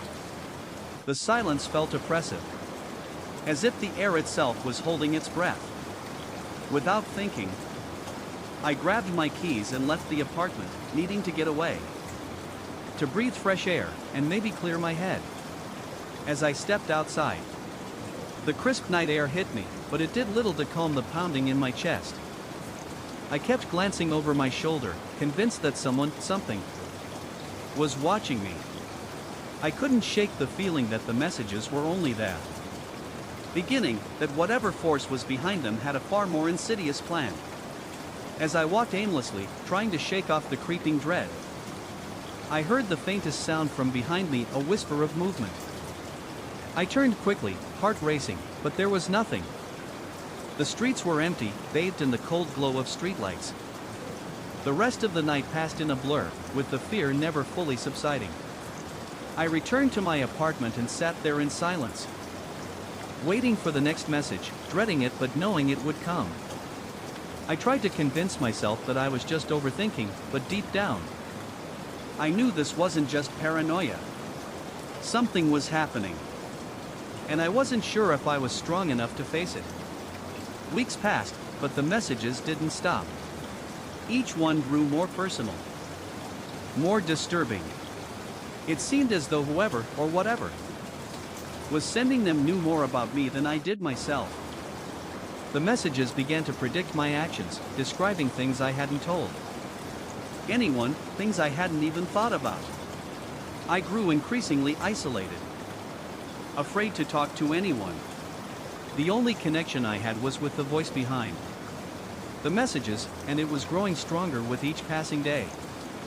I could feel it in my bones, the suffocating presence of whatever was watching me. I knew the day would come when the entity would reveal itself. And I wasn't sure I was ready for what that meant. The walls of my apartment felt like they were closing in, the air too thick to breathe.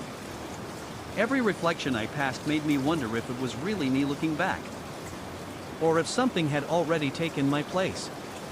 Every noise, every flicker of light, sent my heart into overdrive, wondering if it was the beginning of something far darker than I could comprehend.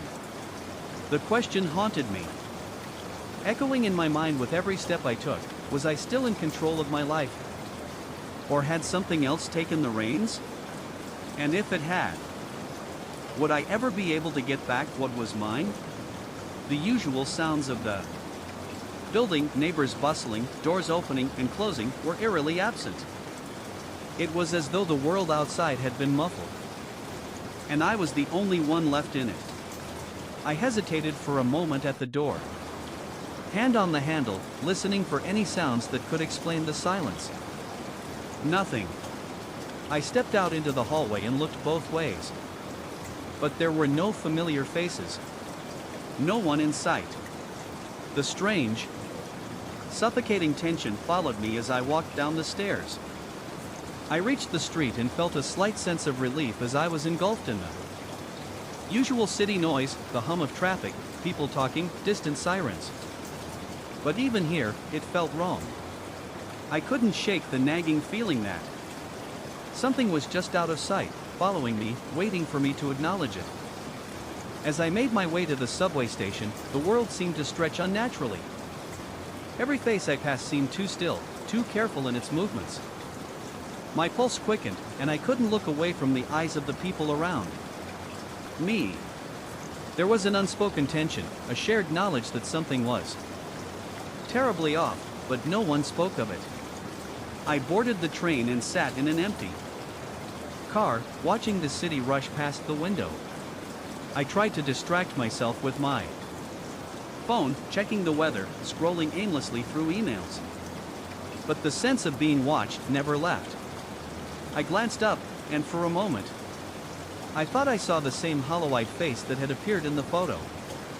It was gone before I could confirm it, but the sensation of it lingered like a cold hand on my neck. I tried to focus on the people around me. But they too seemed too still, their movements stiff. As if they were waiting for something to happen. The train car jolted to a stop. And the doors slid open. I stepped off, and a flood of people rushed past me. But instead of the usual crowded platform, the area seemed empty. Almost abandoned. The usual signs were missing. There were no advertisements on the walls, no station names listed anywhere.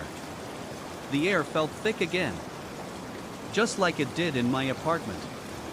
I walked out of the station into the street. But nothing seemed right. The buildings were all unfamiliar. Even though I knew I was supposed to be in a place I recognized. The streets twisted in odd ways, and I couldn't get my bearings. My heart raced again as I realized I had no idea where I was or how to get back. Every turn felt like I was being led deeper into a labyrinth of unfamiliar streets. The unsettling feeling grew stronger. The people around me seemed to be walking in a trance, their faces blank, their eyes unfocused. I turned around to check the direction I had come from.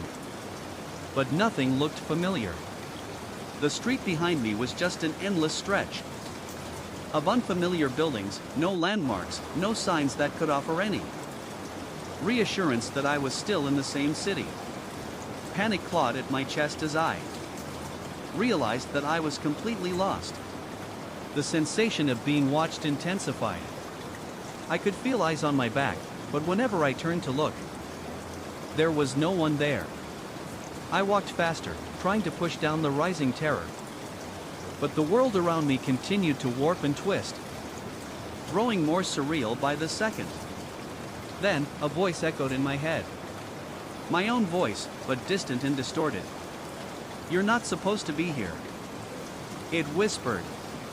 I stopped dead in my tracks, heart pounding. As I struggled to breathe, my hands trembled as I reached for my phone again, hoping for some grounding sense of reality, but the screen was blank. No service, no signal. Just a black void.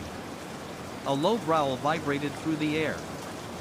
And I turned sharply to see a figure emerging from an alleyway. It was too dark to see clearly, but I knew that whatever it was, it wasn't human. It had the same hollow eyes, the same distorted face that had haunted me in the photos. My breath caught, and I took a step back, heart hammering in my chest. The figure didn't move. It just stared at me, and the world around us seemed to hold its breath. A wave of dizziness crashed over me, and I staggered, clutching at the nearest building for support. The world swirled around me, the sounds of the city fading into an unbearable silence. Then, just as suddenly as it had appeared, the figure vanished into the shadows. I stood there, rooted to the spot, trying to make sense of what had just happened. Was I hallucinating? Was this some kind of nightmare I hadn't woken up from? The air grew thick again, and the edges of my vision darkened. My hands shook uncontrollably as I fumbled for my phone again. Going to stop. It was following me, hunting me. With no other choice, I ran. I didn't know where I was going, but I couldn't stay here any longer. I had to get away. Every step felt heavier, as though the ground itself was trying to pull me back into the twisted world I had stumbled into. The sound of my footsteps echoed in the stillness, and the more I ran, the more it felt like the world was closing in on me. I don't know how long I ran, but eventually I collapsed, gasping for breath. The streets had changed again, and now I was in a place that seemed entirely unfamiliar. The buildings loomed over me like towering monoliths, their windows dark and empty. The streets twisted, bent, and led nowhere. I sat on the sidewalk, shivering, unable to comprehend how everything had gone so wrong. Then, as I sat there, a figure emerged from the shadows. I looked up, and for a moment, I thought it was the same distorted being I had seen earlier. But this time, the face was different, it was mine. My reflection, my exact likeness, standing in front of me, smiling. but not in a comforting way. The smile was hollow, empty, and I realized, with a chill running through my veins, that the thing in front of me was not just a reflection, but the version of me that had already been taken. My hand trembled as I scrolled through the gallery, each image more disturbing than the last. They were taken from angles I hadn't seen, at moments I had no memory of. The photos weren't just candid. They felt invasive, as if the person behind them had been lurking in the shadows, waiting for the perfect moment to capture my every move. The hairs on the back of my neck stood up, a deep, gnawing terror seizing my chest. Who was watching me? And why? I quickly scrolled through the rest. But the images blurred together, each one a reminder of my vulnerability, of how little control I had over my life. A text notification blinked on the screen, this time not from the same profile but from an unknown number. My heart skipped a beat as I read the message. I see you. The message sent a cold shiver down my spine. There was no name, no explanation, just the chilling certainty that someone, somewhere, was watching. Panic bubbled up in my throat. I tried to calm myself, rationalize it. Maybe it was a prank, maybe a coincidence. But the sickening weight in my stomach told me otherwise. I glanced at my apartment's door. It was still locked. But something felt wrong. The space around me felt warped, as if the walls were closing in. The flickering lamp cast grotesque, twisting shadows that seemed to move on their own. I jumped up from the couch, my phone falling to the floor with a sharp crack. The room felt like it was shrinking, the air growing heavier, pressing against me from all sides. I rushed to the kitchen, desperately trying to breathe, to feel grounded in something solid, something real. But the quiet hum of the refrigerator seemed off. It wasn't just the sound. It was the space itself, the way it seemed to vibrate, resonating in a way that made my skin crawl. I turned toward the hallway, my heart hammering in my chest, when I saw it. The shadow at the end of the corridor. It wasn't a trick of the light or a figment of my exhausted imagination. It was something else, something real, something that shouldn't have been there. A figure, tall and thin, standing motionless in the dark, watching me. I froze. It didn't move, but I could feel its eyes on me, burning with an intensity that made my blood run cold. I backed away slowly, my feet not quite touching the floor. This wasn't real. This couldn't be happening. But the more I told myself that, the more my body insisted otherwise. My fingers fumbled at the door, my key rattling in the lock as I tried to get out. I couldn't think straight. The figure in the hallway remained, and it felt like it was getting closer with every heartbeat, every breath. My phone buzzed again, and I glanced at the screen, too terrified to pick it up. The message was simple: I am here. A cold wave of terror washed over me. The walls, the shadows, the air, it all felt wrong. This was no longer my apartment, no longer my life. I was being swallowed by something else. Something that didn't belong in this world. The door slammed shut behind me as I bolted down the hall, my legs heavy, my heart beating in erratic bursts. I stumbled, my feet colliding with the floor, but I didn't stop. I couldn't. I was being hunted. Each step seemed to take me further away from reality. And I realized, with growing horror, that I might never find my way back. I ran through the building, the noise of my footsteps echoing off the walls, reverberating through the empty halls like some haunting rhythm. I didn't look back. But as I rounded a corner, I heard it. The faint click of footsteps behind me, matching mine, growing louder, closer. I dared a glance, but there was nothing. No one. Just the empty hallway. I kept running, desperate to get out, but the walls began to shift. The doorways that had once been familiar now seemed to twist and warp, leading me further into a maze I couldn't escape. Each corner I turned brought me deeper into the building, into this nightmare. It wasn't just the space that was shifting, it was me. Something inside of me was changing, morphing into something else. I finally burst through a door and into a small room. I collapsed against the wall, gasping for breath. My skin slick with sweat.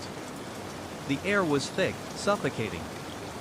I felt a strange pressure in my chest, as if something was trying to get out. My hands shook uncontrollably as I fumbled for my phone again, hoping to find something that could explain what was happening. The screen blinked on, and the same uncanny profile had sent another message. "You're already here." I glanced around the room, the walls closing in, and my reflection caught in the cracked mirror across from me. But it wasn't my face staring back.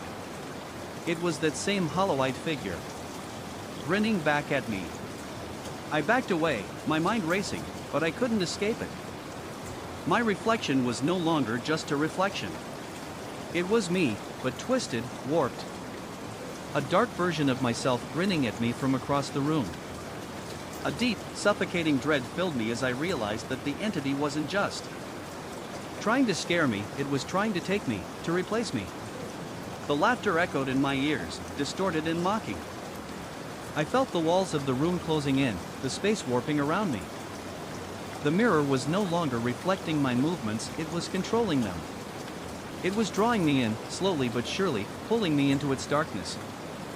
And as I reached for the phone, the reflection reached back, and I felt a cold grip around my wrist. It wasn't my hand. It wasn't my reflection anymore. I grabbed my coat and rushed to the door. But as I reached for the handle, I felt a cold hand brush against my shoulder. The door wouldn't open. I twisted the knob with all my strength, but the lock was jammed. I jerked the handle again, panic rising in my chest. But it was no use. It was as if the apartment had sealed itself off from the outside world. The oppressive silence in the room thickened, pressing against me like a physical weight. The room was no longer just dark. It felt alive, a malevolent force coiling around me. My breath hitched as I heard a sound from the hallway. A faint scratching noise that seemed to be growing louder, closer. I froze, holding my breath. The scratching turned into a slow, deliberate tapping, as if someone or something was trying to get in. My heart raced, the rhythmic thumping of blood in my ears drowning out all other sounds. I couldn't stay here. I had to get out. I stepped back from the door, my pulse pounding in my throat. The tapping grew louder, now accompanied by a low hum, a vibration that seemed to shake the very walls. Then I heard it, a soft, distorted voice. The words were too faint to make out at first, but they grew clearer, filled with an eerie familiarity. "Come back." The voice was unmistakably mine, yet twisted, warped. It sent a wave of terror through me, and my legs nearly gave way. I backed away from the door, feeling the cold press of the walls against my back, trapping me in the apartment. I wanted to scream, to break down. But the air felt thick, suffocating, as though even my voice would be swallowed whole by whatever force was at play here. The phone in my pocket buzzed again, and though my heart raced, I couldn't resist checking it. I pulled it out, hands shaking, and saw the screen flash with a new message. My own name stared back at me, followed by the chilling words, "It's time." Panic surged through me. "What do you want from me?" I cried out. Skin freeze into ice. The phone screen flickered as though it were trying to tell me something. But before I could read it, the light in the room dimmed, then flickered out entirely, leaving me in pitch black.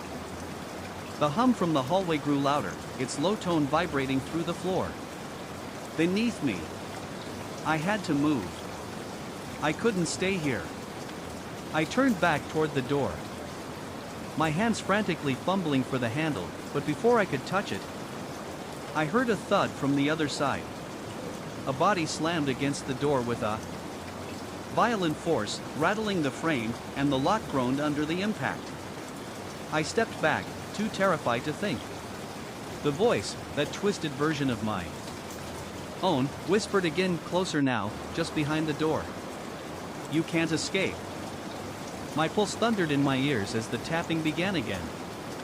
This time in a pattern, deliberate, slow, as though counting down to something. My mind screamed for me to leave, but some dark, ancient force.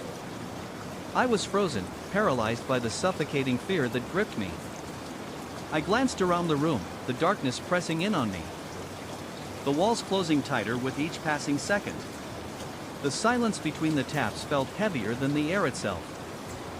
I noticed the walls starting to shift, the wallpaper peeling and warping as though it were alive, twisting into shapes I couldn't comprehend. And that voice, that unnatural echo of me, continued to grow louder. You belong to me. I gasped, feeling my breath stutter in my chest. The temperature dropped so suddenly that I could see my breath in the dim light. Then the door handle rattled once more. This time, the sound of footsteps came.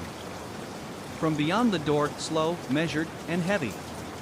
The realization hit me like a punch to the gut. The apartment wasn't just sealed.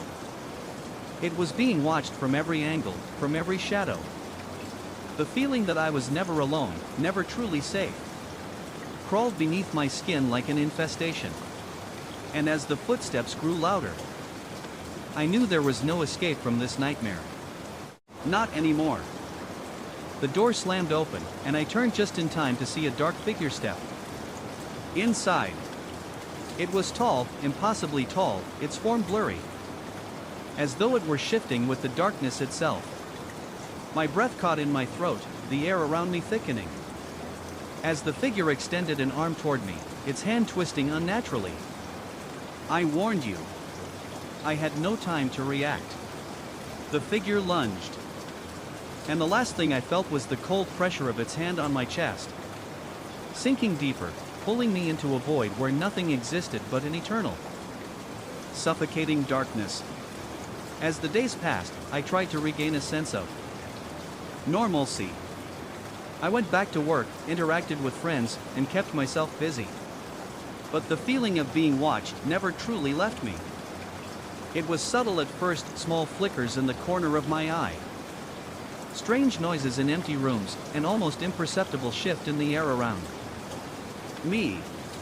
But each time I dismissed it, I felt the presence more strongly, like a shadow growing closer and closer until I could no longer ignore it. I began to notice patterns I never saw before. The way the lights flickered just slightly before my phone buzzed. The way the reflection in a window seemed to move differently from the way I did. The time on clocks occasionally seemed to skip a beat, like the universe was holding its breath, waiting for something.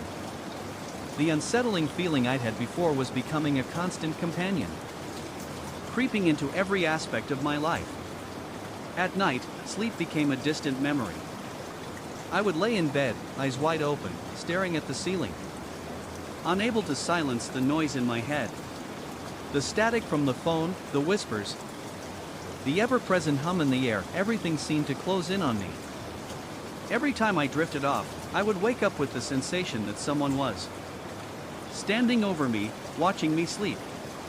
My reflection in the bathroom mirror began to look strange. The longer I stared at it, the more my features felt foreign, as if the person in the mirror wasn't quite me. One evening, I decided to confront it. I sat in front of my computer, staring at the screen as though the answer would materialize before me. The cursor blinked, waiting for me to type. My fingers hovered over the keyboard, heart racing with anticipation. This time, I wasn't going to run. If this thing wanted me, I would make it show itself. As I typed my question, asking for answers, I felt a strange tremor in the air around me. The walls seemed to close in just slightly. The hum of electricity in the room grew louder, more pronounced. I hit send, and for a moment, everything went quiet. A sense of dread filled the room. Then, my screen flickered. A new message appeared. It was simple, direct, and as chilling as the first one. I had received. You've been asking the wrong questions. My breath caught in my throat, and the hair on the back of my neck stood on end. This wasn't just some online prank or a glitch anymore. The entity was speaking to me. It was aware of me, and it had been from the very beginning. My thoughts raced. What had I done? What had I invited into my life? I felt a coldness invade my chest. The air became thick and suffocating, as though the very space around me had been altered. I couldn't tear my eyes away from the screen. The words staring back at me like a taunt. I tried to respond, but my hands were shaking too much. Then the screen went black, and I was left alone in the darkness of my room. My pulse was pounding in my ears. I stumbled back from the computer, panic surging through me as I realized I couldn't escape it. The entity wasn't just in my phone or my computer. It was in my head, in my thoughts, waiting for me to slip up, to let down my guard. I tried to leave the room, to escape the oppressive weight of it all, but I felt the same sense of dread following me. Every shadow seemed to stretch unnaturally, every flicker of light setting my nerves on edge. As I stepped into the hallway, I could feel it, the entity looming behind me, its presence growing stronger with every step. I wanted to scream, to shout, to do anything to break free from its grasp. But no matter how fast I ran, no matter how far I tried to distance myself from the apartment, the feeling never left. I wasn't sure how long I had been running. Hours, maybe days. All I knew was that the entity's grip on me had tightened, and I could feel it right behind me. Watching. Waiting. The moment I finally stopped, gasping for breath in the middle of a deserted street, I turned around. The fog was thickening around me, the world blurring into a strange, indistinct shape. And that was when I saw it. A dark silhouette, standing just at the edge of my vision. Its outline flickering like static on a broken screen. It had no form, no shape I could comprehend, just the faintest impression of a figure, me, staring back at me. And in its eyes, I saw the reflection of my own terror. It was waiting for me to come back. My heart skipped a beat, and I instinctively took a step back. I told myself they were part of the show, rehearsing or perhaps a projection from a hidden light source.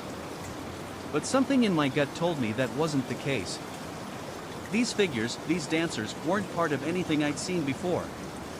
They moved in a rhythm that felt wrong, too perfect, like clockwork. The precision of their gestures unnerved me. I stepped closer, drawn by a morbid curiosity that I could neither explain nor resist. But as I neared, a cold draft washed over me, and the temperature dropped unnaturally. The air felt dense, thick with the weight of forgotten memories. My flashlight flickered again, casting erratic shadows that danced with the figures on stage. And just as I took another step, the dancers froze. Their faces locked in expressions I couldn't quite place, almost as if they were aware of my presence. My breath caught in my throat. I turned to leave, but a voice stopped me. Soft, faint, almost a whisper, but distinct enough to freeze me in my tracks. You shouldn't be here. The words seemed to hang in the air, their source impossible to locate. I swung the beam of my flashlight around frantically, expecting to find someone. Anyone, but there was nothing. The stage, the shadows, and the dancers were all as still as they had been moments before. I backed away slowly, my feet not quite touching the floor, my mind racing to explain what had just happened. The whispers returned. This time louder, more insistent. They weren't just voices now. They were a presence, crawling under my skin, invading my thoughts. I could hear snippets of old lines, the remnants of a play long forgotten, murmured in the distance. The show must go on. You're part of the cast now. The words twisted and turned in my mind, laced with a sense of dread that I couldn't escape. I stumbled back toward the exit, my heart pounding so loudly. In my chest I could barely hear the whispers anymore. My legs felt as though they were moving through thick mud, weighed down by an invisible force. The very walls of the theater seemed to lean in on me, closing the space around me until I could barely breathe. My mind screamed for me to leave, but some dark, ancient force, held me in place. The exit door loomed in front of me. But as I reached for the handle, I felt a cold hand brush against my shoulder. I froze, the blood draining from my face as I slowly turned around. There was no one there. But I could feel them, their eyes on me, watching, waiting. The dancers were gone now, but the air was thick with their presence. The lights flickered once more, casting shadows that seemed to stretch unnaturally across the walls. I pushed open the door and rushed outside, gasping for air as though I had been holding my breath for an eternity. The street outside the theater was empty, bathed in the eerie glow of streetlights that flickered in sync with my racing heartbeat. I stumbled down the street, not daring to look back, too afraid that if I did, I would see them following me. That night, sleep did not come. Every time I closed my eyes, I saw those lines of light, those ghostly outlines. Expressions of silent torment. The whispering voices never ceased, filling my mind with their haunting, cryptic messages. I spent the next few days trying to shake off the feeling, telling myself that it was just my imagination, that it was all some trick of the mind brought on by the stress of the job. But deep down, I knew the truth. There was something in that theater. Something ancient. Something that had been there long before I ever set foot inside. It had claimed the theater, claimed the souls of those who had performed there. And it was waiting for its next victim. I couldn't stay away. Despite the terror, despite the nightmares, I went back. I needed to know what was really going on in that building. I needed to confront the darkness that lurked there. But when I arrived, the doors were locked. The lights were out. The theater was silent, still, as if it had been abandoned. My heart sank. I tried to find the caretaker, but the building had been sealed off. There were no performances, no lights, no whispers. I stood there, outside the theater, feeling an overwhelming sense of loss and regret. What had I uncovered? What had I unleashed by stepping into that cursed place? The shadows of the theater still haunted me, following me through every empty street, lurking in every reflection. Every time I passed a mirror, I caught a glimpse of a face I didn't recognize. Sometimes I'd hear the faint echo of those same dancers, their movements still etched in the walls of that haunted theater. And even now, as I walk away, I can still hear them. The whispers, the creaking of old floorboards, the flicker of lights that will never truly go out. I can feel them watching. And I wonder, have I really escaped? Or am I simply another part of their endless performance? A new player caught in their twisted, eternal show? These sensations bled into my waking life. One morning, I found an old rehearsal schedule pinned to my wall. One that hadn't been there the night before. It listed performances from a time long before I'd even set foot in the theater. Each performance was accompanied by a date, an actor's name, and a set of cryptic notes in the margins that I couldn't quite make sense of.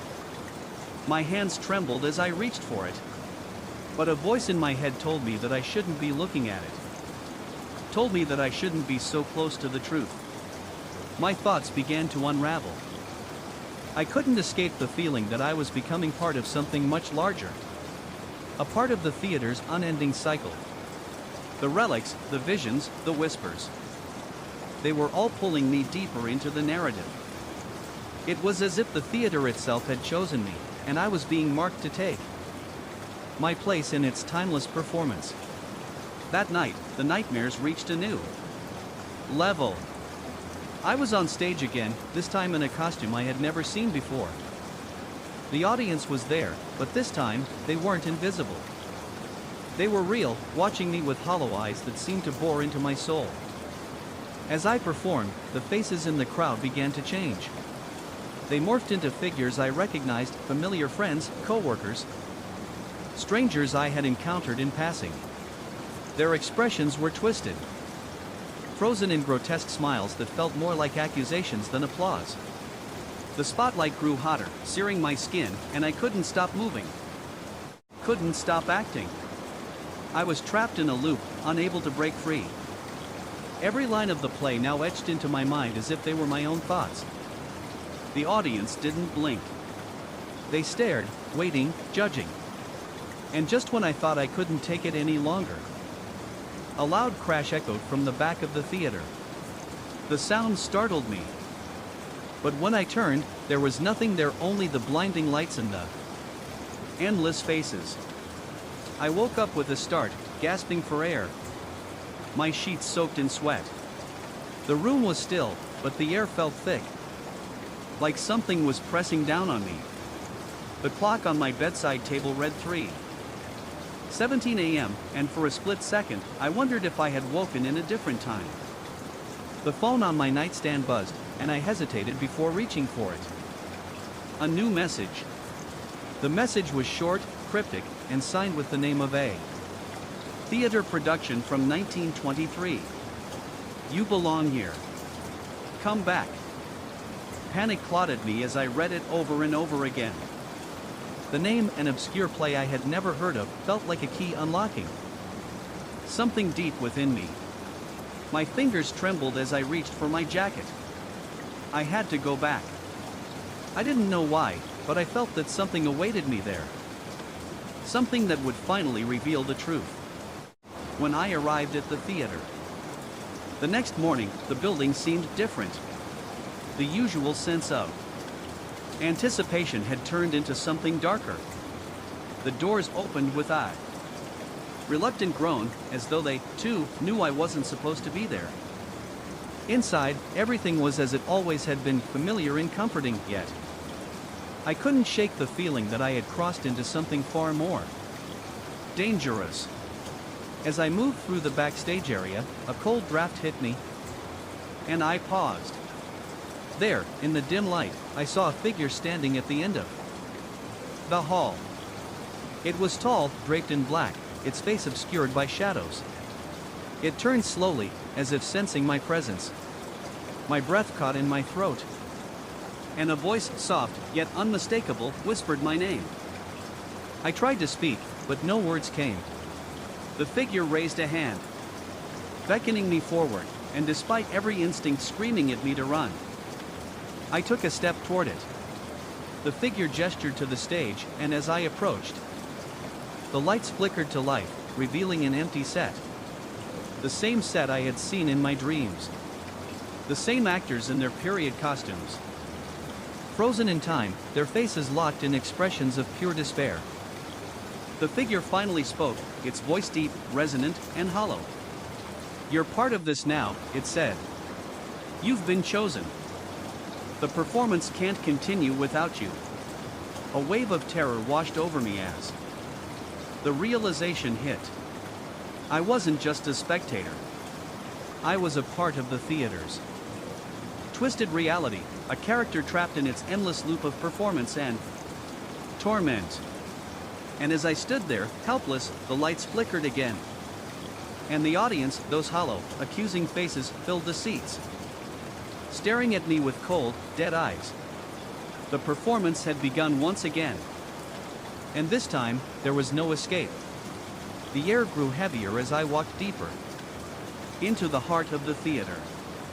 Each step felt as if I were sinking into the floor, as though the building itself was drawing me in.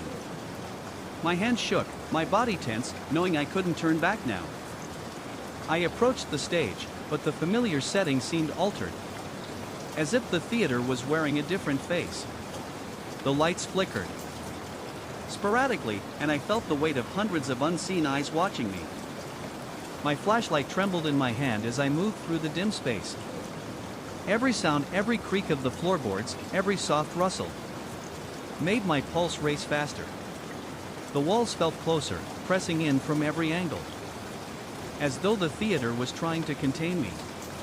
I reached the lighting panel, but before I could begin dismantling the equipment, a sound froze me in place. A soft, melodic hum came from the direction of the stage. I turned toward it, hesitant but compelled. As I approached the stage, the humming grew louder, a beautiful, haunting melody that seemed to stir something deep inside me. The stage lights flickered once again, casting long shadows across the room. There, in the center of the stage, was a figure, tall, draped in flowing fabric that shimmered in the dim light. A woman. I recognized her face, but it wasn't one I had seen before. Her eyes locked onto mine, and a chill ran through my entire body. Her lips didn't move, but I heard her voice clear as day in my mind. Calm yet urgent. You've opened the door. The words sent a tremor through my bones. I felt trapped, pinned to the spot. The air around me thickened, suffocating, like the weight of the theater was pushing against me. I don't know what you mean, I managed to whisper, though I could barely get the words out. My heart raced wildly in my chest. The woman's gaze deepened, and the room seemed to darken around her as though the very shadows were gathering to protect her. Slowly, she stepped forward, the ground beneath her feet seeming to shift with every step. The familiar setting of the theater started to warp, the walls stretching and bending. The once grand stage now looked like something from a forgotten era, a crumbling relic of a time long past. You brought the past here with you, she said, her voice echoing in my mind. The performance never ends. It waits for someone to play their part. The words felt like a weight pressing down on me, and I knew that, somehow, I was the one meant to carry this burden. My limbs grew heavy, my breathing shallow, as the lights above flickered violently. And then, before I could react, the woman reached out and touched my arm. A surge of cold energy shot through my body, and in an instant, the theater disappeared. I was no longer standing in the familiar, dimly lit backstage area. Instead, I was surrounded by the vast emptiness of an endless void. A soft, shimmering light surrounded me, but everything else was pitch black, like I was trapped in some liminal space between worlds. My mind reeled, struggling to understand where I was. But the woman's voice returned, clearer now, as if she were right next to me. This is where the stories live, where the memories of all the performances linger, waiting for a new cast, she explained, her figure now shifting like a mirage, blurring and refocusing. You will never escape it now. Not entirely. The theater is inside you now, as much as you are inside it. Panic surged through me. What do you want from me? I cried out. But there was no answer. Instead, the blackness around me shifted, and I could see flashes of scenes, costumed actors in their final performances, their eyes lifeless as they moved through their rehearsals, trapped in an eternal loop. The images flickered faster and faster until they became a blur, overwhelming my senses. The woman's voice filled the space once more, but this time, it was not calm. It was commanding, urgent. You have been chosen. The role is yours. The performance is endless, and it will only stop when someone else takes your place. A deep, unsettling laugh echoed in my ears as the images around me began to solidify, locking me in place as I was forced to watch. My eyes widened in terror as the final piece fell into place. The realization hit me like a ton of bricks. I was part of this, part of the never-ending performance. And as much as I tried to run, to break free, there would always be a new scene, a new version of me, waiting for the curtain to rise again. With a start, I woke up on the floor of the theater, gasping for air, my body drenched in sweat. The lights overhead buzzed faintly, and I blinked. Disoriented, I looked around. The theater was silent, still, just as it always was. But I could feel the shift. The door had been opened, and I had crossed into a realm where the stories of the past could never be fully laid to rest. I stood up slowly, feeling the weight of the unseen. Audience, the lingering presence of the stories trapped here. The woman's eyes still haunted me. She had left her mark. And no matter how far I tried to run, no matter how many times I tried to leave, the performance would always find me. I had become a part of it. And the theater would never let me go. Fleeting images that seemed disconnected from reality. At first, I dismissed them as tired hallucinations or the result of stress. But they grew in intensity, lingering longer and more frequently. Faces I didn't recognize, distorted buildings, people who moved with unnatural speed. The world around me began to shift in subtle ways, as though it was bending under the weight of my awareness. I couldn't ignore it any longer. The sense of foreboding that followed me became a constant companion, like an invisible hand on my shoulder. My dreams grew darker, filled with cryptic symbols. People staring at me without blinking, and echoes of voices calling my name. In my waking hours, I found myself losing track of time. Hours slipping by unnoticed, leaving me with the creeping suspicion that something was out of place. One evening, while sitting in my living room, trying to distract myself with a book, I felt the air shift around me. The temperature dropped so suddenly that I could see my breath in the dim light. The shadows in the room stretched unnaturally long, creeping toward me as if they were alive, and my vision blurred. I turned to face the window, desperate to shake the feeling, only to be met by an image in the glass that made my blood run cold. My reflection was not my own. The face staring back at me was pale, eyes wide with terror, as though it were a version of me trapped in a nightmare. I froze, unable to look away. The face in the glass seemed to pulse, moving with an eerie rhythm, as though breathing. I backed away, my heart thumping in my chest, but the reflection remained, watching me. Then, as suddenly as it appeared, it vanished, leaving me with nothing but the hollow echo of my own heartbeat in the silence of the room. I couldn't explain what I was seeing. The world around me seemed to be unraveling, sliding in and out of focus. I tried to tell myself it was just that stress, just my mind playing tricks. But deep down, I knew something much darker was at work. The pressure in the air had returned. Stronger now, almost suffocating. It was as if the very atmosphere had turned against me, pushing me towards something I couldn't understand, couldn't control. Then came the knock at my door. It was late, past midnight, when the knock echoed through the apartment. 3 sharp raps. I almost didn't want to answer. Something about it felt wrong, as though answering would lead to something irreversible. But the curiosity, or perhaps something else, urged me to the door. When I opened it, there was no one there, only the empty hallway stretching into the darkness. But there, on the floor just outside, was a small package, wrapped in dark brown paper, tied with a simple string.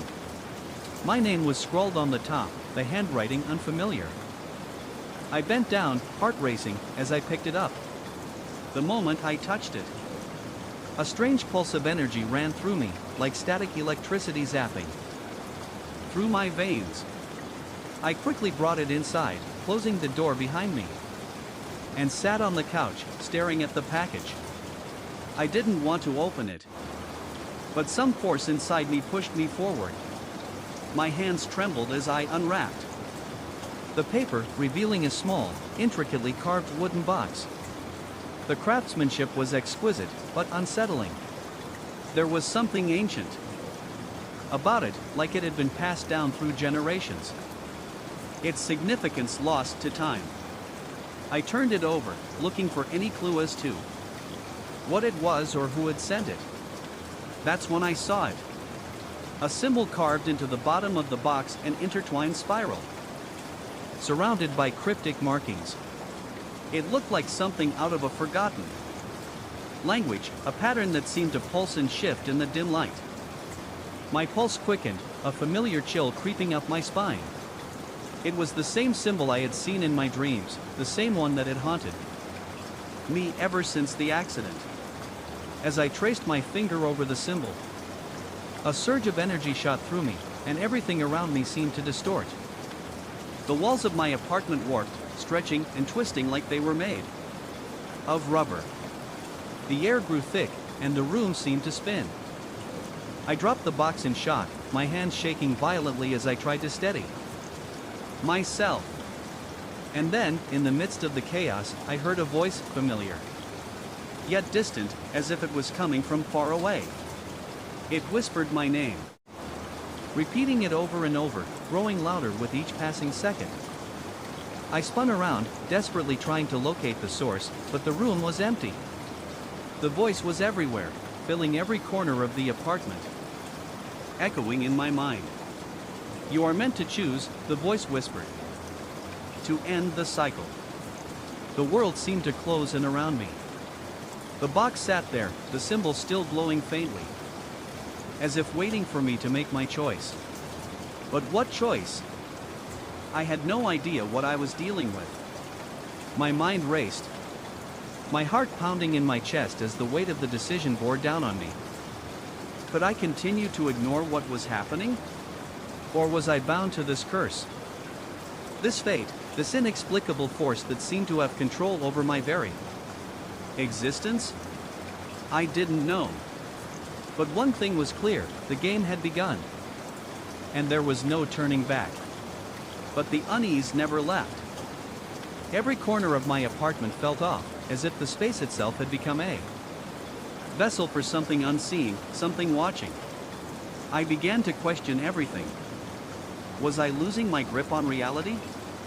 Or was I being drawn into something far darker? Every time I closed my eyes, I saw those lines of light, those ghostly outlines, weaving in and out of my vision, making it impossible to distinguish between what was real and what was slipping into a dimension I couldn't touch. The lines weren't just present in my waking moments anymore. They followed me into my dreams. In the silence of sleep, I would wander through places that felt half familiar, half reality. Hallways with twisting turns that I didn't recognize. Rooms with furniture that shifted position when I wasn't looking. Voices whispering my name from behind doors that never opened. It felt like I was being pulled through multiple realities at once, each one more fragmented than the last. I stopped sleeping. The fear of what I might experience in the liminal space between waking and dreaming became too much to bear. I could feel the lines of possibility stretching out in front of me, pulling me into alternate timelines where I wasn't sure who I was anymore. Was I the version of myself sitting in front of the computer at work? Or was I someone else in another timeline, making a different decision? And why did it all feel like it was closing in on me?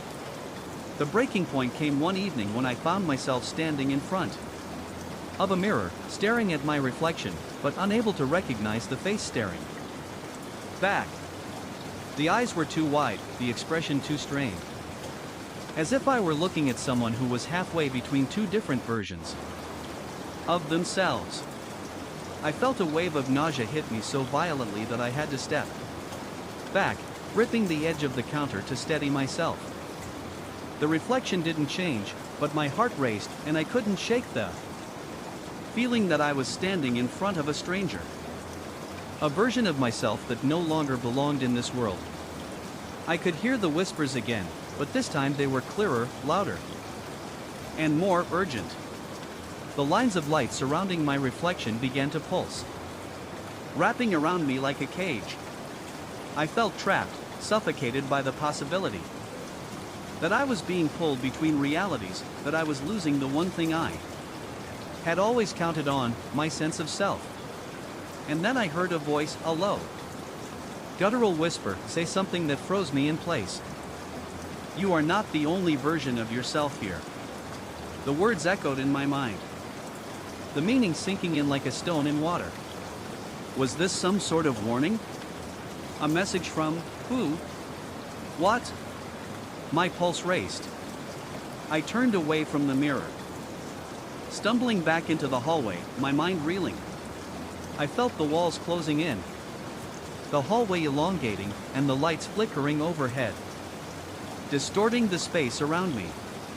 The world around me felt unstable, like I was walking on the edge of something infinite, and I couldn't stop the plunge. I started to feel as if I was no longer in control of my own body. I moved without thinking, my legs carrying me down the hallway without my consent, my hand reaching out to touch the door that led to the living room. But as my fingers brushed against the handle, the room before me flickered, and everything went black. When I opened my eyes, I was no longer in my apartment. I was standing in the middle of a dark, desolate landscape. The sky above was swirling with clouds, casting everything in an eerie, unearthly light. The ground was cracked and dry, like the remnants of a forgotten world. My heart pounded in my chest as I looked around, trying to make sense of where I was. A figure appeared in the distance, walking toward me slowly, its silhouette dark against the unnatural glow of the sky. As it drew closer, I could see it was me, but not the version of myself I knew. This version was gaunt, hollow-eyed, and wore an expression of complete despair. The moment I locked eyes with it, a shudder ran through my entire body. I knew this wasn't just a hallucination or a dream, it was a version of me, trapped in a timeline where everything had gone wrong. "You're not supposed to be here," the other me whispered. And the words echoed around us, louder than they should have been. "Where am I?" I gasped, but the figure didn't answer. Instead, it turned, beckoning me to follow. With no other choice, I walked behind it, my footsteps dragging against the cracked earth. The world around us shifted. Again, the landscape warping into something even darker. The air grew thicker, the shadows stretching longer. Every step I took felt like it was taking me further away from reality, and into a place I couldn't return from. The whispers returned, louder now, overlapping one another. The voices didn't sound human anymore. I had crossed into something else, something I was never meant to see, and I had no idea how to escape the relentless presence of those entities, not at my every waking moment. It was as if I had crossed a threshold, and now, no matter where I went, they followed, hidden just out of sight, lurking at the periphery of my vision. I couldn't shake the feeling that they were always watching, waiting for something. Every reflection in mirrors, every shadow that flickered too quickly, sent my pulse racing. By the time I returned to work, the fear had become a constant companion. My body felt like a vessel of anxiety, each movement stiff and mechanical, as if my joints had been frozen in place. The world around me had taken on a surreal quality, and I noticed things I never had before. The way the fluorescent lights buzzed unnaturally, the subtle shifts in the air, as if something unseen was moving alongside me. The conversations of my colleagues sounded muffled, like I was submerged in water. 2 hours 53 minutes and 58 seconds, one afternoon, as I sat at my desk trying to focus on a report, I felt the temperature in the room drop suddenly. My breath formed tiny clouds in the air, and a cold chill passed over me. Without thinking, I glanced toward the window, half expecting to see something standing there. staring in. There was nothing. But when I looked back at my screen, the cursor had moved. The document I had been working on had a new line of text. A message that wasn't mine. I'm closer than you think. I froze, the words searing into my mind. A wave of nausea washed over me, and my fingers trembled as I quickly closed the document. I could feel the weight of those unseen eyes on me, pressing against my skull. My heart hammered in my chest, every beat louder than the last. I couldn't even tell if the message had truly appeared or if my mind had conjured it in a panic-fueled delusion. But something deep inside me knew. This wasn't just stress or sleep deprivation. The world had splintered, and I was no longer sure where the boundaries between it and whatever existed on the other side had fallen. I couldn't understand what I had gotten tangled in. Was it some kind of curse? Had I uncovered something in the theater? Or was it the consequences of a chance encounter with something beyond human comprehension? That evening, I returned to my apartment. But the place felt foreign now. Every creak of the floorboards, every flicker of light, seemed charged with a malevolent energy. As I stepped into the hallway, the air grew thick again, as if the weight of the atmosphere had doubled. I tried to steady myself, reaching for my phone to distract myself from the growing panic. But as soon as I opened it, I was greeted by another message. Don't run. You can't escape me. My legs nearly buckled beneath me, and I stumbled backward. I had no idea what was happening, but it was no longer something I could dismiss.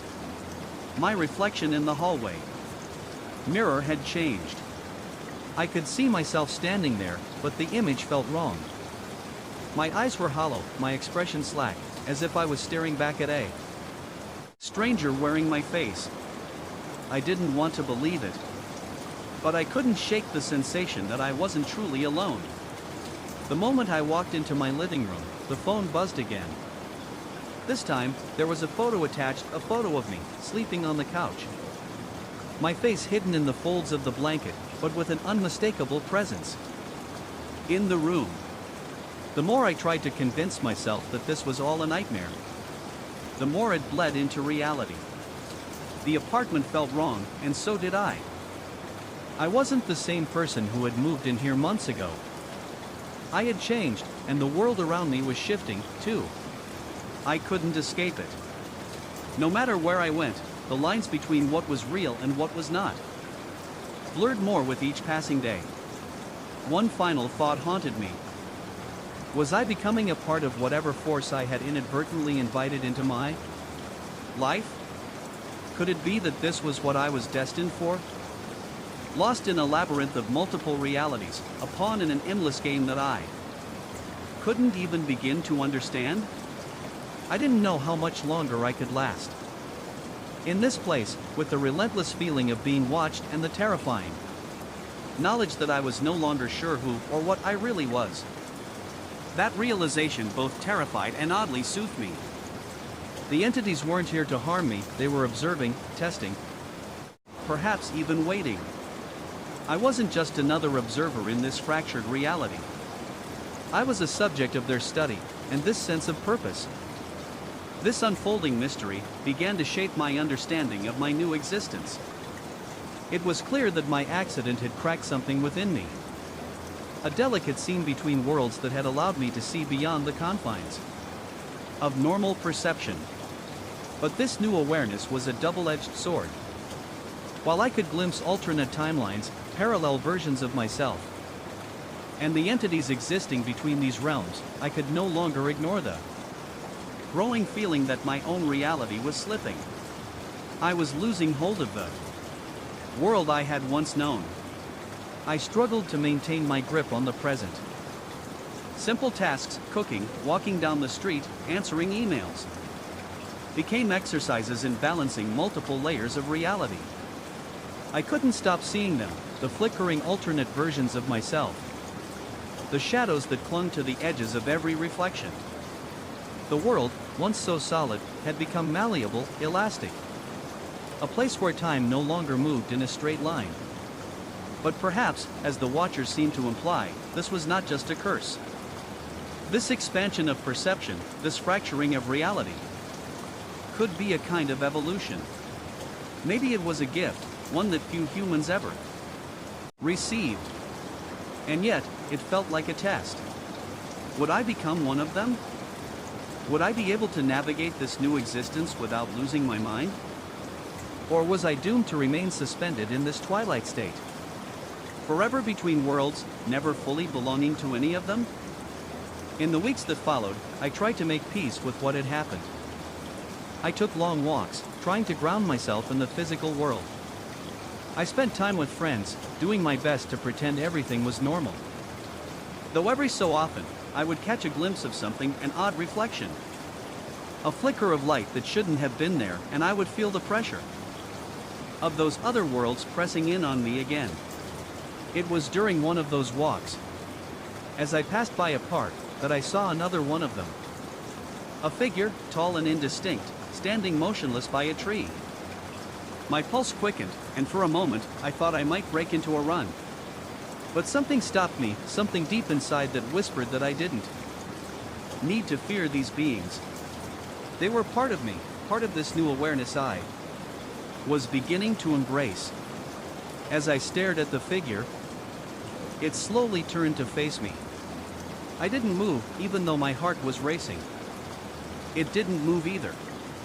It simply watched, its form shifting ever so slightly, as if considering me.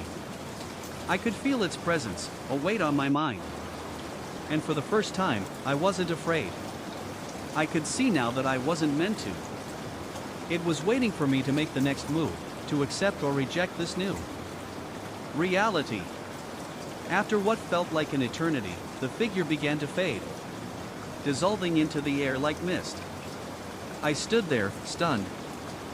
I wasn't sure if I had imagined it, but the sense of being watched, of being a subject in some cosmic study, was now undeniable. I was no longer just a person going through life. I was a participant in something much larger, something beyond human comprehension. As I walked away from the park, a new understanding began to take root. I had been given this gift or curse because of the choices I had made, the life I had lived, and the accident that had fractured my perception of reality. But what I did with it now was up to me. Would I let the fear of the unknown consume me, or would I embrace it, allowing myself to grow into something greater than I had ever imagined? The entities, the Watchers, the overlapping realities, they were all part of this journey. And for the first time, I wasn't afraid. I could see now that I wasn't meant to resist the changes. I was meant to evolve with them. Every flicker of light, every shift in my perception, was a step toward understanding a deeper truth about the nature of existence. I didn't know where this path would take me, or if I would ever fully grasp the scope of what I had witnessed. But I was no longer terrified. I had faced the Watchers, and I had faced myself. And in doing so, I had taken the first steps toward transcending the boundaries of my own reality. As I walked back to my apartment that evening, I felt lighter, as though the weight of the unknown had been lifted.